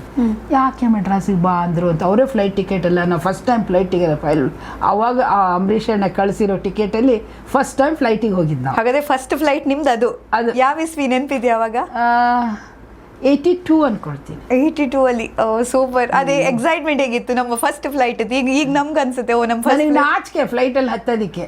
ಯಾಕೆ? ಅಯ್ಯೋ ಈ ಮೆಟ್ಲು ಎತ್ತಬೇಕಾ, ಅಯ್ಯೋ ಬೆಲ್ಟ್ ಹಾಕೋಬೇಕಾ, ಅಯ್ಯೋ ಏನಿದು ಹಿಂಗೆ ಅಂತ. ಹಂಗೆ ನಾವು ಮೊದಲು ಹಳ್ಳಿಯಿಂದ ಬಂದವರು, ನಮಗೆ ನಾವಷ್ಟು ಫಾರ್ವರ್ಡ್ ಏನಲ್ಲ, ನಾವು ನಾಚಿಕೆ ನನಗೆ ತುಂಬ. ಆಮೇಲೆ ಅಲ್ಲಿ ಪಾಮ್ಗ್ರೋ ಹೋಟ್ಲಲ್ಲಿ ನಮಗೆ ರೂಮ್ ಹಾಕಿದ್ರು ಅಣ್ಣ, ಅಲ್ಲಿ ಉಳ್ಕೊಂಡ್ವಿ. ಶೂಟಿಂಗ್ AVM ಸ್ಟುಡಿಯೋದಲ್ಲಿ ಶೂಟಿಂಗ್ ನಡೀತಾಯಿತ್ತು, ಸಂಜೆವರೆಗೂ ಶೂಟಿಂಗ್ ಎಲ್ಲ ನೋಡ್ತಾಯಿದ್ವಿ. ಅವತ್ತು ತೆಲುಗು ಪಿಕ್ಚರ್ ನಡೀತಾಯಿತ್ತು, ಚಿರಂಜೀವಿ ಇದ್ದರು, ಆಮೇಲೆ ಇವರು ಮೋಹನ್ ಬಾಬು ಇದ್ದರು, ಶ್ರೀದೇವಿ, ರಾಜೇಶ್ ಖನ್ನಾ, ಅದೇ ಯಾವ್ದು ಪಿಕ್ಚರ್ ಅದು ಮಾಸ್ಟರ್ ಜಿ ಶೂಟಿಂಗ್ ನಡೀತಾ ಇತ್ತು. ಜಿತೇಂದ್ರ ಪಕ್ಕದಲ್ಲಿ ಡಿಂಪಲ್ ಕಬಾಡಿ ಉಯ್ಯಮ್ಮ ಉಯ್ಯಮ್ಮ ಅಂತ ಅದು ಸೆಟ್ಟಲ್ಲಿ ನೋಡ್ತಾ ಇದ್ದೆ. ಅವ್ರು ಮಾಡ್ತಾ ಇದ್ರು ಉಯ್ಯಮ್ಮ ಅಂತ. ಅವ್ರು ಎಷ್ಟು ಸರಿ ಮಾಡ್ತಾರಲ್ಲ ಇವರು, ನನಗೆ ಹೇಳಿದ್ರೆ ನಾ ಬೇಗ ಮಾಡಿಬಿಡ್ತಿದ್ದೆ ಅಂತ. ಆಮೇಲೆ ಮಾಸ್ಟರ್ ಜಿ ಶೂಟಿಂಗ್ ನಡೀತಾ ಇತ್ತು. ಶ್ರೀದೇವಿ ಬೀಳೋದು, ಅವ್ರ ಮೇಲೆ ಇಲ್ಲೆಲ್ಲ ಬ್ಲಡ್ ಆಗೋದು, 2 ಸರಿ ಎಲ್ಲ ಬ್ಲಡ್ ಹತ್ತು, ಮತ್ತು ಅದನ್ನ ವೇಲೆಲ್ಲ ಸರಿ ಮಾಡಿಕೊಂಡು ಅದೆಲ್ಲ ಒರೆಸ್ಕೊಂಡು ಹಾಕ್ತಾ ಇದ್ದೆ. ಆಮೇಲೆ ಅಡವಿ ರಾಮುಡೇ ಇರಬೇಕು, ಚಿರಂಜೀವಿ ಶೂಟಿಂಗ್ ನಡೀತಾ ಇತ್ತು. ನನಗೆ ಸಿನಿಮಾ ನಟರು ಅಂದರೆ ಭಾರಿ ಖುಷಿ. ಇವ್ರದ್ದು ಬಿಟ್ಟು ಎಲ್ಲ ನೋಡ್ಕೊಂತ ಹೋಗ್ಬಿಟ್ಟು ಸುಮಾರು ಒಂದು 5-6 ಕಿಲೋಮೀಟ್ರ್ ಹೋಗ್ಬಿಟ್ಟಿದ್ದೀನಿ. ಆಮೇಲೆ ಪಾಪ ನಮ್ಮ ಸುಧೀರವ್ರು ಹುಡ್ಕಾಕತ್ಬಿಟ್ಟಿದ್ರು, ಎಲ್ಲೋದ್ರು ನಮ್ಮ ಹೆಂಡ್ತಿ ಅಂತ. ಆಮೇಲೆ ಅನೌನ್ಸ್ ಮಾಡಿಸಿದ್ರು ಹಿಂಗೆ ಅಂತ. ಅವತ್ತು ಅಂಬರೀಷ್ ಅಣ್ಣಂದು, ಸುಧೀರ್ ಅವ್ರದ್ದು, ಜೈಮಾಲ್ ಅಂದು ಡನ್ ಸೆಟ್ ಕನ್ನಡ ಹಾಡು. ಜೈಮಾಲಿನಿ ಅಂತ ಇದ್ಲಲ್ಲ, ಕೇಳಿದ್ದೀನಿ. ಜ್ಯೋತಿ ಲಕ್ಷ್ಮಿ ಅವ್ರ ತಂಗಿ ಜೈಮಾಲಿನಿ ಅಂತಿದ್ಲು. ಓಕೆ. ಅವ್ರದ್ದು ಡ್ಯಾನ್ಸ್ ನಡೀತಾ ಇತ್ತು. ಸರಿ ಬಂದ್ವಿ ಸಾಯಂಕಾಲ. ಬಂದಾದ್ಮೇಲೆ ಅಣ್ಣ ನನಗೊಂದು ಚೆಕ್ ಕೊಟ್ಟರು. ಏನಮ್ಮ ಜಾಗ ತಗೊಂಡು ಅಂತಲ್ಲ, ಮನೆ ಕಟ್ತೀಯಾ? ಸರಿ ಕಟ್ಟು ಅಂತ ಹೇಳಿ ಕೊಡೋ ಅಂತ ಬಾಬು ಅಂತ ಅವ್ರ PA ಇದ್ದು ಕೊಟ್ಟರು. ನಾನು ಹಿಂಗೆ ನೋಡಿದೆ, ಪರ್ಸಲ್ಲಿ ಇಟ್ಕೊಂಡು ಸುದ್ದಿ. ಮತ್ತು ಬೆಳಗ್ಗೆ ಟಿಕೆಟ್ ಹಾಕಿದ್ರು, ಫ್ಲೈಟ್ ಟಿಕೆಟು. ಬೆಳಗ್ಗೆ ಬಂದ್ವಿ ನಾವು ಬೆಂಗಳೂರಿಗೆ. ಎಷ್ಟು ಕೊಟ್ಟಿದ್ದಾರೆ ಅಂತಂದರು. ಹಿಂಗೆ ನೋಡಿದೆ, 5,000 ಕೊಟ್ಟಿದ್ದಾರೆ ಅಂದೆ ನಾನು. ಕೊಡಲಿ ಬಿಡು, ಅಣ್ಣ ಎಷ್ಟೋ ಕೊಟ್ಟಿದ್ದಾನೆ, ಅದು ಮನೆಗೆ ಯೂಸ್ ಮಾಡ್ಬೇಕು ನೀನು ಅಂತ ಹೇಳಿದ್ರು. ಆಯಿತು ಮಾಡ್ತೀನಿ ಅಂತ ಹೇಳಿದೆ. ನಮಗೇನು ಆ ಥರ ಏನು ದುಡ್ಡು ಕದಿಯೋದು ಏನು ಇಷ್ಟೆಲ್ಲ ಹಂಗೆಲ್ಲ ಏನಿಲ್ಲ ಅವ್ರು ಯಾರು ಏನು ಹೇಳ್ತಾರೆ ಅದನ್ನು ಕೇಳೋ ಸ್ವಭಾವ. ಸರಿ ಅಂತ ಹೇಳಿ ಇಟ್ಕೊಂಡೆ. ಆಮೇಲೆ ಸುಧೀರ್ ಅವ್ರು ಕೂಡ ಇಲ್ಲಿ ಚೆಕ್ಕು ಬ್ಯಾಂಕಿಗೆ ಹಾಕೊಂಡು ನೋಡಿದ್ರೆ ಏನೇ 5,000 ಅಂತಿದೆಯಾ, ಎಷ್ಟು 0 ಇದೆ ನೋಡಿದೇನೆ ಅಂದರು. ಎಷ್ಟಿದೆ ಅಂದದ್ದು. 50,000 ಕೊಟ್ಟಿರೋದು, ನೀನೇನು 5,000 ಅಂತ ಹಾಕ್ಬಿಟ್ಟಿಯ ಬ್ಯಾಂಕಿಗೆ ಅಂತೇಳಿ. ಅದು 50,000ನ ಅವರು ಮೈಸೂರಲ್ವಾ, ಅದಕ್ಕೆ ನಮ್ಮ ಮನೆ ಬಾಗಿಲು ಆ ಮೈಸೂರು ಕಾವೇರಿದೇ ಹಾಕಿದ್ದೀವಿ ಈಗಲೂ. ಆಮೇಲೆ ಆ ಮನೆಯೆಲ್ಲ ಕಟ್ಟಿ ಅವರೇ ಗೃಹ ಪ್ರವೇಶಕ್ಕೆ ಬಂದರು. ಆ ಮನೆಯೆಲ್ಲ ಓಪನಿಂಗ್ ಎಲ್ಲ ಆಯಿತು. ಆಮೇಲೆ ಹಾಗೆ ಸುಧೀರ್ ಅವ್ರ ದುಡಿಮೆನೂ ಸ್ವಲ್ಪ ಜಾಸ್ತಿ ಆದಮೇಲೆ ಮತ್ತೆ ದುಡಿಯೋದು ಜಾಸ್ತಿ, ದುಡ್ಡು ಯಾಕೆ ವೇಸ್ಟ್ ಮಾಡಬೇಕು, ನನಗೆ ಮನೆ ಚೆನ್ನಾಗಾಯ್ತು, ಇನ್ನೊಂದು ಮನೆ ಕಟ್ಟಿದ್ರೆ ಒಳ್ಳೇದಾಗುತ್ತೆ ಅಂತೇಳಿ ಮತ್ತೆ ಅವ್ರ ಹೆಸರು ಅಮರ್ ನಿವಾಸ ಅಂತ ಮಾಡಿದ್ವಿ. ಅದ್ರ ಮೇಲೊಂದು ಮನೆ ಕಟ್ಟಿದ್ವಿ. 3 ಅಪ್ಸ್ಟೇರ್ ಮನೆ ಕಟ್ಟಿದ್ವಿ. ಸೂಪರ್. ನೋಡಿ ಆ ಪ್ರೀತಿ ನೀವು ಇಟ್ಟಿದ್ದೀರಾ. ಬಟ್ ನನ್ಗೆ ಏನು ಗೊತ್ತಮ್ಮ ಕ್ಯೂರಿಯಸ್ ಅನ್ಸೋದು, ಆಗಿನ ಕಾಲದಲ್ಲಿ ನಟರು ಮತ್ತೊಬ್ಬ ನಟನಿಗೆ ಎಷ್ಟು ಹೆಲ್ಪ್ ಮಾಡ್ತಿದ್ರು ನೋಡಿ, ಆ ಬಾಂಧವ್ಯ.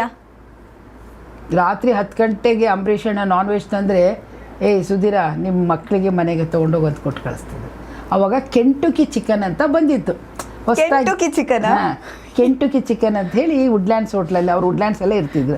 ಅದು ಅವಾಗ ಹೊರಗಡೆ ಅಲ್ಲಿ ಸಣ್ಣದೊಂದು ಅಂಗಡಿ ಮಾಡಿಕೊಂಡು ಅವನು ಇಟ್ಕೊಂಡಿದ್ದ.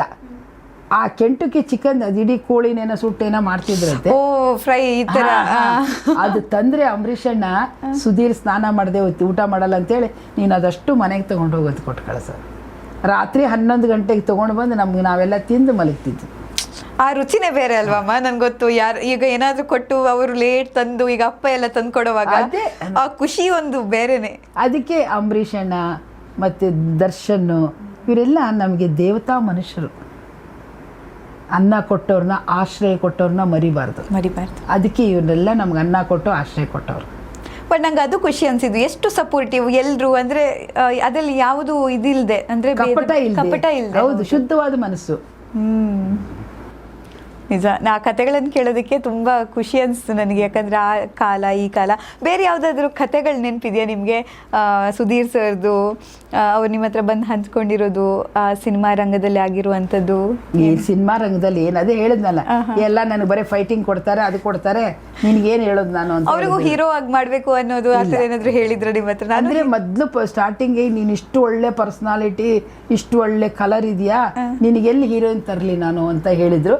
ಅವ್ರ ಅವನ ಮೈಂಡಲ್ಲಿ ಅದೇ ಇತ್ತು, ನಾನು ತುಂಬ ಹೈಟು ಪರ್ಸ್ನಾಲಿಟಿ ಇದೆ, ನಾನು ಹೀರೋಯಿನ್ ಇರೋದಿಲ್ಲ, ಸಿಗೋದಿಲ್ಲ, ಅದಕ್ಕೆ ನಾನು ವಿಲನ್ ಆಗಬೇಕು ಅಂತ ಆಗಿದ್ದವರು.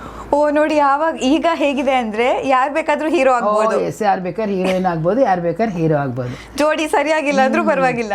ಬೆಳ್ತಂಗಡಿ ಅಂತ ಊರ ಹೆಸರು ಗೊತ್ತಲ್ಲ ನಿಮಗೆ? ನಂದೇ ಊರು. ಹೌದಾ? ಬೆಳ್ತಂಗಡಿಯಲ್ಲಿ ನಾಟಕದ ಕಂಪ್ನಿ ಇವರು ರೈ ಅಂತ ಹೇಳಿ ಒಬ್ಬರು ನಾಟಕದ ಕಂಪ್ನಿ ಮಾಡಿದರು, ನಂದಕಿಶೋರ್ ನಾಟ್ಯ ಸಂಘ ಅಂತ.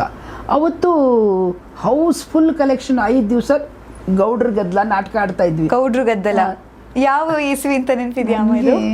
ಯಾಕಂದ್ರೆ ಬೆಳ್ತಂಗಡಿ ನಂದೇ ಊರು. ಬೆಳ್ತಂಗಡಿ ಕತೆ ನನ್ಗೆ ಗೊತ್ತಿಲ್ಲ ನೋಡಿ. 97 98 ಇರ್ಬೋದು. ಹುಟ್ಟಿರ್ಲಿಲ್ಲ ಬಿಡಿ ನಾನು. ಅವಾಗ ಹೌಸ್ಫುಲ್ ಕಲೆಕ್ಷನು. ಎಲ್ಲ ಹೊಲದ ತೋಟದ ಕೆಲಸಕ್ಕೆ ಹೋಗೋರು, ಅವರು ಇವರು ಆ ಲಾರಿಗಳು ತುಂಬಿಕೊಂಡು ಬರೋರು ನಾಟಕಕ್ಕೆ. ಲಾರಿಗಳಲ್ಲಿ ನಮಗೆ ಕರ್ಕೊಂಡು ಹೋಗ್ರಿ ಮಾರ್ಯಾರ, ಅಲ್ಲಿ ನಾಟಕ ನೋಡಬೇಕು, ಸುಧೀರ್ ಬಂದಿದ್ದಾನಂತೆ. ಅವಾಗ ಸುಧೀರ್ ಬಂದಿದ್ದಾನೆ ಅಂದರೆ ದೇವತಾ ಮನುಷ್ಯ ಬಂದಿದ್ದಾನೆ ಅನ್ನೋ ಥರ. ಆವತ್ತು 5 ದಿವಸನೂ ಹೌಸ್ಫುಲ್ಲು ಕಲೆಕ್ಷನ್. ಅವರಿಗೆ ನಿಲ್ಲಕ್ಕೆ ಜಾಗ ಇರಲಿಲ್ಲ. ಜನ ಏನಂತಿದ್ರು, ಆ ಸುಧೀರ್ ನೋಡ್ತೀವಿ 100 ರೂಪಾಯಿ ಕೊಟ್ಟು, ಬರೀ ಅವನ ಮುಖ ತೋರಿಸ್ರಿ ಹಾಗೆ. ನಾಟಕ ನೋಡಿ ಜನ ಎಲ್ಲ ಖುಷಿಯಾಗಿ, ಮತ್ತೆ ಲಾರಿ ಒಳಗೆ ತುಂಬ್ಕೊಂಡು ಬರ್ತಿದ್ರಲ್ಲ, ಎಲ್ಲ ಖುಷಿಯಾಗಿ ಹೋಗ್ತಾ ಇದ್ದಾರೆ. ಅವು ಕರ್ವಿಂಗ್ಸ್ ಬೆಳ್ತಂಗಡಿಯಿಂದ ಆ ಕಡೆ ಹಳ್ಳಿಗಳಿಗೆ ಹೋಗ್ಬೇಕಲ್ಲ ಲಾರಿ ಪಲ್ಟಿ ಹೊಡೆದು ಅದರಲ್ಲಿ ಸುಮಾರು ಒಂದು 10-12 ಜನ ಸತ್ತು ಹೋಗ್ಬಿಟ್ರು. ಮಾರನೇ ದಿವಸ ನಾಟಕ ಇದೆ ಸುಧೀರ್ ಅವ್ರು, ನಾನು ಮಾಡಲ್ಲ ಅಂದರು.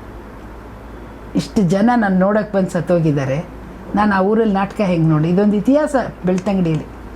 ನಿಜ. ನೋಡಿ, ಈ ಕತೆ ನಮ್ಗೆ ಗೊತ್ತಿರ್ಲಿಲ್ಲ. ಅದೇ ಊರ್ ನಾವು. ಈಗ ನಾನು ಹೋಗಿ ಹೇಳ್ತೀನಿ ಬೆಳ್ತಂಗಡಿ ಎಲ್ರಿಗೂ ಈ ಕತೆ ಆಗಿತ್ತು ಅನ್ನೋದು. ನಿಮ್ಮ ಹಿಂದಿನವರೆಲ್ಲ ಹೇಳ್ತಾರೆ ನೋಡಿ ಅಲ್ವಾ. ಅವಾಗ ಇಲ್ಲ, ಅವರಿಗೆ ಆ ಮನೆಗೆಲ್ಲ ನನ್ನ ಶರಣು, ನಾನು ಈ ಊರಲ್ಲಿ ಏನು ಪಾರ್ಟ್ ಮಾಡೋಕ್ಕಾಗಲ್ಲ, ನಾನು ಅವರು ಭಾಳ ಉದ್ವೇಗ ಮತ್ತು ಭಾವೋದ್ವೇಗರಾಗೋ ಜಾಸ್ತಿ ಮಾಡೋದಿಲ್ಲ ಅಂತ ಹೇಳಿಬಿಟ್ಟು ನಾವು ವಾಪಸ್ ಬಂದ್ಬಿಟ್ವಿ. ಅಂದರೆ ನೋಡಿ, ಸ್ಕ್ರೀನ್ ಮೇಲೆ ಯಾರೆಲ್ಲ ವಿಲನ್ಗಳು ಇರ್ತಾರೋ ಅವರೆಲ್ಲ ರಿಯಲ್ ಲೈಫಲ್ಲಿ ಪುರುಷರು ಇರ್ತಾರೋ. ನಿಜ. ಬಟ್ ನಿಮಗೆ ಏನು ಅನ್ಸುತ್ತಮ್ಮ ನಿಮ್ಮ ಜರ್ನಿ, ನೀವು ಚಿಕ್ಕವರಿದ್ದಾಗಿಂದ ಈಗಿನ ತನಕ ನೋಡೋದಾದರೆ ಒಂದು ಜರ್ನಿ ನೋಡಿದಾಗ ನೀವು ಹೌದು ಎಲ್ಲದಕ್ಕೂ ಋಣಿಯಾಗಿದ್ದೀರಾ, ಎಲ್ಲದಕ್ಕೂ ನಂಗೆ ಸಿಕ್ಕಿದ್ದಕ್ಕೆ ಎಲ್ಲದಕ್ಕೂ ನೀವು ಋಣಿಯಾಗಿದ್ದೀರಾ, ನಿಮ್ಮ ಮಾತುಗಳೆಲ್ಲದು ನಂಗೆ ಗೊತ್ತಾಗುತ್ತೆ. ಬಟ್ ನೀವು ಈಗ ಚಿಕ್ಕವರಿದ್ದಾಗ ಆ ಒಂದು ಮೆಚುರಿಟಿ ಇರೋದಿಲ್ಲ, ನಂಗೆ ಹೀಗಾಗಬೇಕು, ನಾನು ಹೀಗಿರಬೇಕು ಅಂತ ಒಂದು ಆಸೆ ಇರುತ್ತೆ. ಆಮೇಲೆ ಆ ಬದಲಾವಣೆ, ಈಗಿನ ಬದುಕು. ನೋಡಮ್ಮ, ನಾನು 16ನೇ ವಯಸ್ಸಿಗೆ, ಈ ಹುಡುಗಿ ಇದ್ದಾಳಲ್ಲ, ಈ ವಯಸ್ಸಿಗೆ ನಾನು ಫಸ್ಟ್ ಒಂದು ಸ್ಟೇಜ್ ಮೇಲೆ ಅವಾಗ ಬಂಗಾರದ ಮನುಷ್ಯ ಪಿಕ್ಚರ್ ಬಂದಿತ್ತು.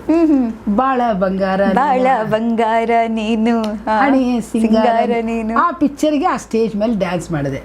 ಆ ಸ್ಟೇಜ್ ಮೇಲೆ ಆ ಡ್ಯಾನ್ಸ್ ಮಾಡಿದ್ದೆ, ಎಲ್ಲರಿಗೂ ಇಷ್ಟ ಆಯಿತು. ಮಾರನೇ ದಿವಸನೇ ನಾನು ಹುಬ್ಳಿಯಲ್ಲಿ ತುಂಬ ಫೇಮಸ್ ಆಗ್ಬಿಟ್ಟೆ. ಏನ್ರಿ ಆ ಹುಡುಗಿ ಡ್ಯಾನ್ಸ್ ಮಾಡೋದು, ನಿನ್ನೆ ಭಾರಿ ಮಾಡಿದ್ಲು ಒನ್ಸ್ ಮೋರ್ ಅಂತ 3 ಸರಿ ಮಾಡಿಸಿದ್ರು ಅವತ್ತು. ಹೌದಾ? ಸುಮಾರು ದುಡ್ಡು ಬಂತು, ಎಲ್ಲ ದುಡ್ಡು ಹೋಗಿತ್ತಾರಲ್ಲ ಅವಾಗ ಹಂಗೆ ಮಾಡ್ತಿದ್ರ ದುಡ್ಡು. ಹಾಂ, ಸೂಪರ್. ಸೊ ಅದಾದ್ಮೇಲೆ ಭಾಳ ಪಬ್ಲಿಸಿಟಿ. 9th ಸ್ಟ್ಯಾಂಡರ್ಡ್ ಓದ್ತಾ ಇದ್ದೆ. ಸರಿ, ಗಣೇಶನ ಹಬ್ಬ ಬಂತು, ಡ್ಯಾನ್ಸ್ ಆಯಿತು. ಅದೇ ಮುಂದಿನ ತಿಂಗಳಲ್ಲೇ ಕಲ್ಪನಾಜಿ ಅವರು ಮಿನುಗುತಾರೆ ಮಿತ್ರ ಮಂಡಳಿ ಅಂತ ಆ ಊರಿಗೆ ತಗೊಂಡು ಬಂದಿದ್ರು. ಇದು ಟೆಂಟ್. ಆವಾಗ ಒಬ್ಬರು ಡ್ಯಾನ್ಸರ್ ಬೇಕಾಗಿತ್ತು ಅವರಿಗೆ. ಆವಾಗ ಈಗ ನೋಡ್ರಿ, ಮೊನ್ನೆ ಒಂದು ಹುಡುಗಿ ಡ್ಯಾನ್ಸ್ ಮಾಡಿದ್ರು, ಭಾರಿ ಚೆನ್ನಾಗಿ ಮಾಡಿದ್ಲು ಅಂತೇಳಿ ಯಾರನ್ನೋ ಕಳಿಸಿದ್ರು.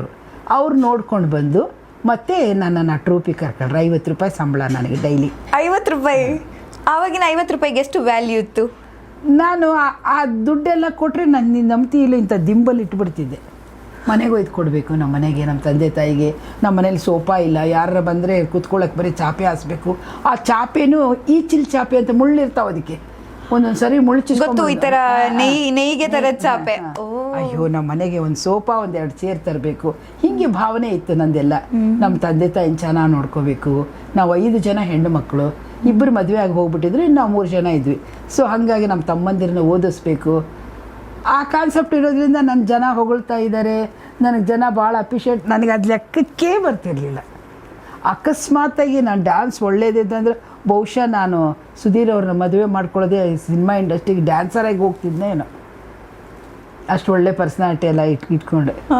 ಸೊ ಹಾಗಾಗಿ ಆ ಥರ ನನಗೆ. ಆಮೇಲೆ ರಾಯರು ನಾನೇನೋ ಕೇಳಿದೆ, ನನಗೆಲ್ಲನೂ ಕೊಟ್ಟಿದ್ದಾರೆ. ನನ್ನ ಪರ್ಸ್ನಾಲಿಟಿಗೆ, ನನ್ನ ಇದಕ್ಕೆ ಅಷ್ಟು ಒಳ್ಳೆ ಗಂಡ ಸಿಗೋದು ಹೌದಾ ಹೇಳ? ಈಗ ಹುಡುಕಿದ್ರೂ ಸಿಗಲ್ಲ, ಅಷ್ಟು ಗಂಡ ಸಿಕ್ಕಿದ. ಆಮೇಲೆ ನಾವು ಬಯಸಿದೇನೆ 2 ಗಂಡು ಮಕ್ಕಳು ಹುಟ್ಟಿದ್ರು. ಅವಾಗೆಲ್ಲ ಗಂಡು ಮಕ್ಕಳು ಹುಟ್ಟಿದ್ರೇ ಒಂದು ದೊಡ್ಡ ಇದು. ಅವಾಗ ಜಾಸ್ತಿ ಅಲ್ವಾ ಅದು, ಗಂಡು ಮಕ್ಕಳು ಹುಟ್ಟಿದ್ದಾರೆ, ದೊಡ್ಡ ಇದು ಹುಟ್ಟಿದ್ದಾರೆ ಅಂತ ಇದು ಮಾಡಿದ್ವಿ. 2 ಗಂಡೇ ಹುಟ್ಟಿದೆ ಅಂತಂದರೆ ನಿಮಗೇನು ಕಮ್ಮಿ ಇರಿ ಅನ್ನೋ ಥರ ಆಯಿತು. ಆಮೇಲೆ ಇಂಡಸ್ಟ್ರಿಗೆ ಬಂದ್ವಿ. ಏನು 10x10 ಮನೆ ಸಿಕ್ಕಿದ್ರೆ ಸಾಕು ಅಂದ್ಕೊಂಡ್ವಿ.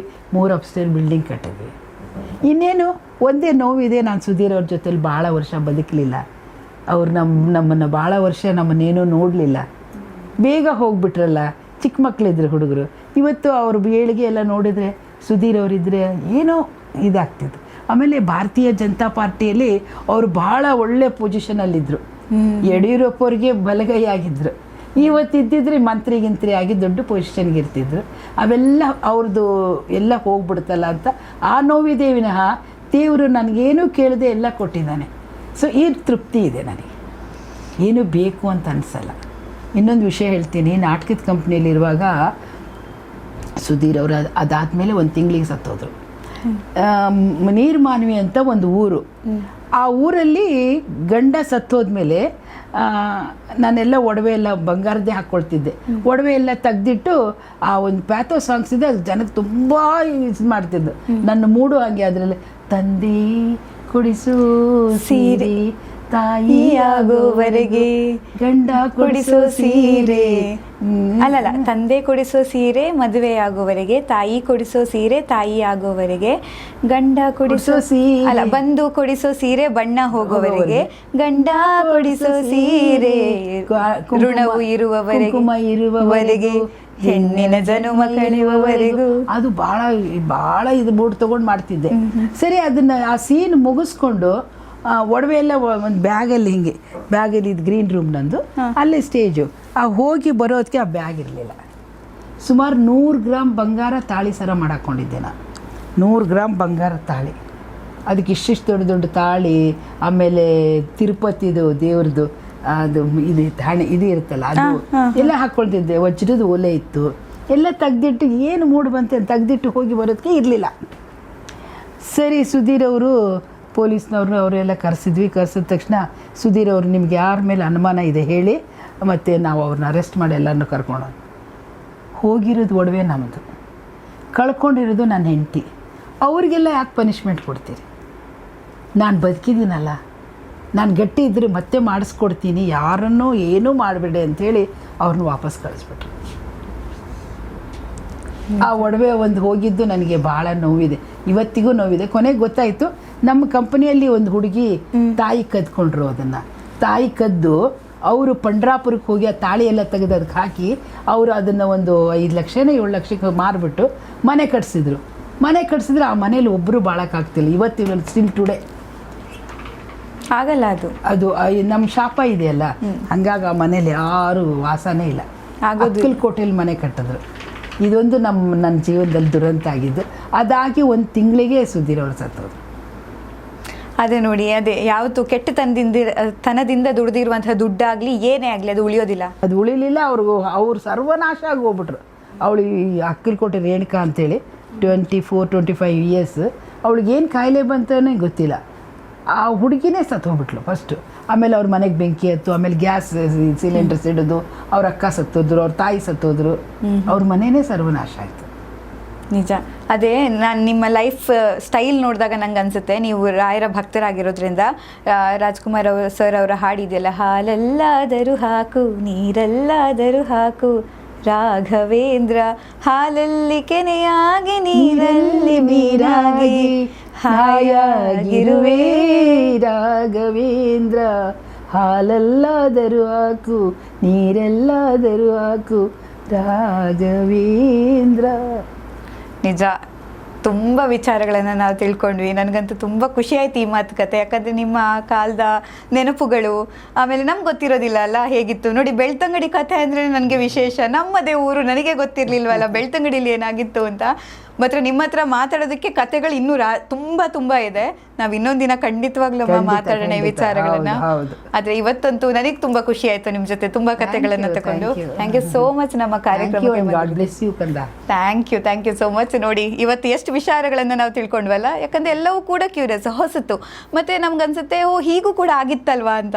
ಮತ್ತೆ ಅದರಲ್ಲಿ ಸ್ಟ್ರಗಲ್ ಇತ್ತು, ಅದರಲ್ಲಿ ಖುಷಿ ಇತ್ತು. ಆ್ಯಂಡ್ ಕಷ್ಟಪಟ್ಟವ್ರು ಇರ್ತಾರಲ್ಲ, ಅವ್ರು ಯಾವತ್ತೂ ಕಷ್ಟನ ಹೇಳ್ಕೊಳ್ಳೋದಿಲ್ಲ. ಅದರಿಂದ ನಾನು ಏನು ಪಡ್ಕೊಂಡೆ, ಗಳಿಸ್ಕೊಂಡೆ, ಅದರಿಂದ ಏನು ಅನುಭವನ ಪಡ್ಕೊಂಡೆ ಅನ್ನೋದನ್ನು ಹೇಳ್ತಾ ಯಾವತ್ತು ಪಾಸಿಟಿವ್ ಅಲ್ಲೇ ಮಾತಾಡ್ತಾರೆ. ಹಾಗಾಗಿ ಇವತ್ತು ನಾನು ಒಳ್ಳೆ ಪಾಸಿಟಿವ್ ಥಾಟ್ಸ್ ಜೊತೆಗೆ ನಮ್ಮ ಈ ಮಾತುಕತೆನ ಎಂಡ್ ಮಾಡ್ತಾ ಇದ್ದೇನೆ. ನಮ್ಮ ಈ ವಿಡಿಯೋ ಇಷ್ಟ ಆದರೆ ಲೈಕ್ ಮಾಡಿ, ಶೇರ್ ಮಾಡಿ, ಕಮೆಂಟ್ ಮಾಡಿ. Thank you.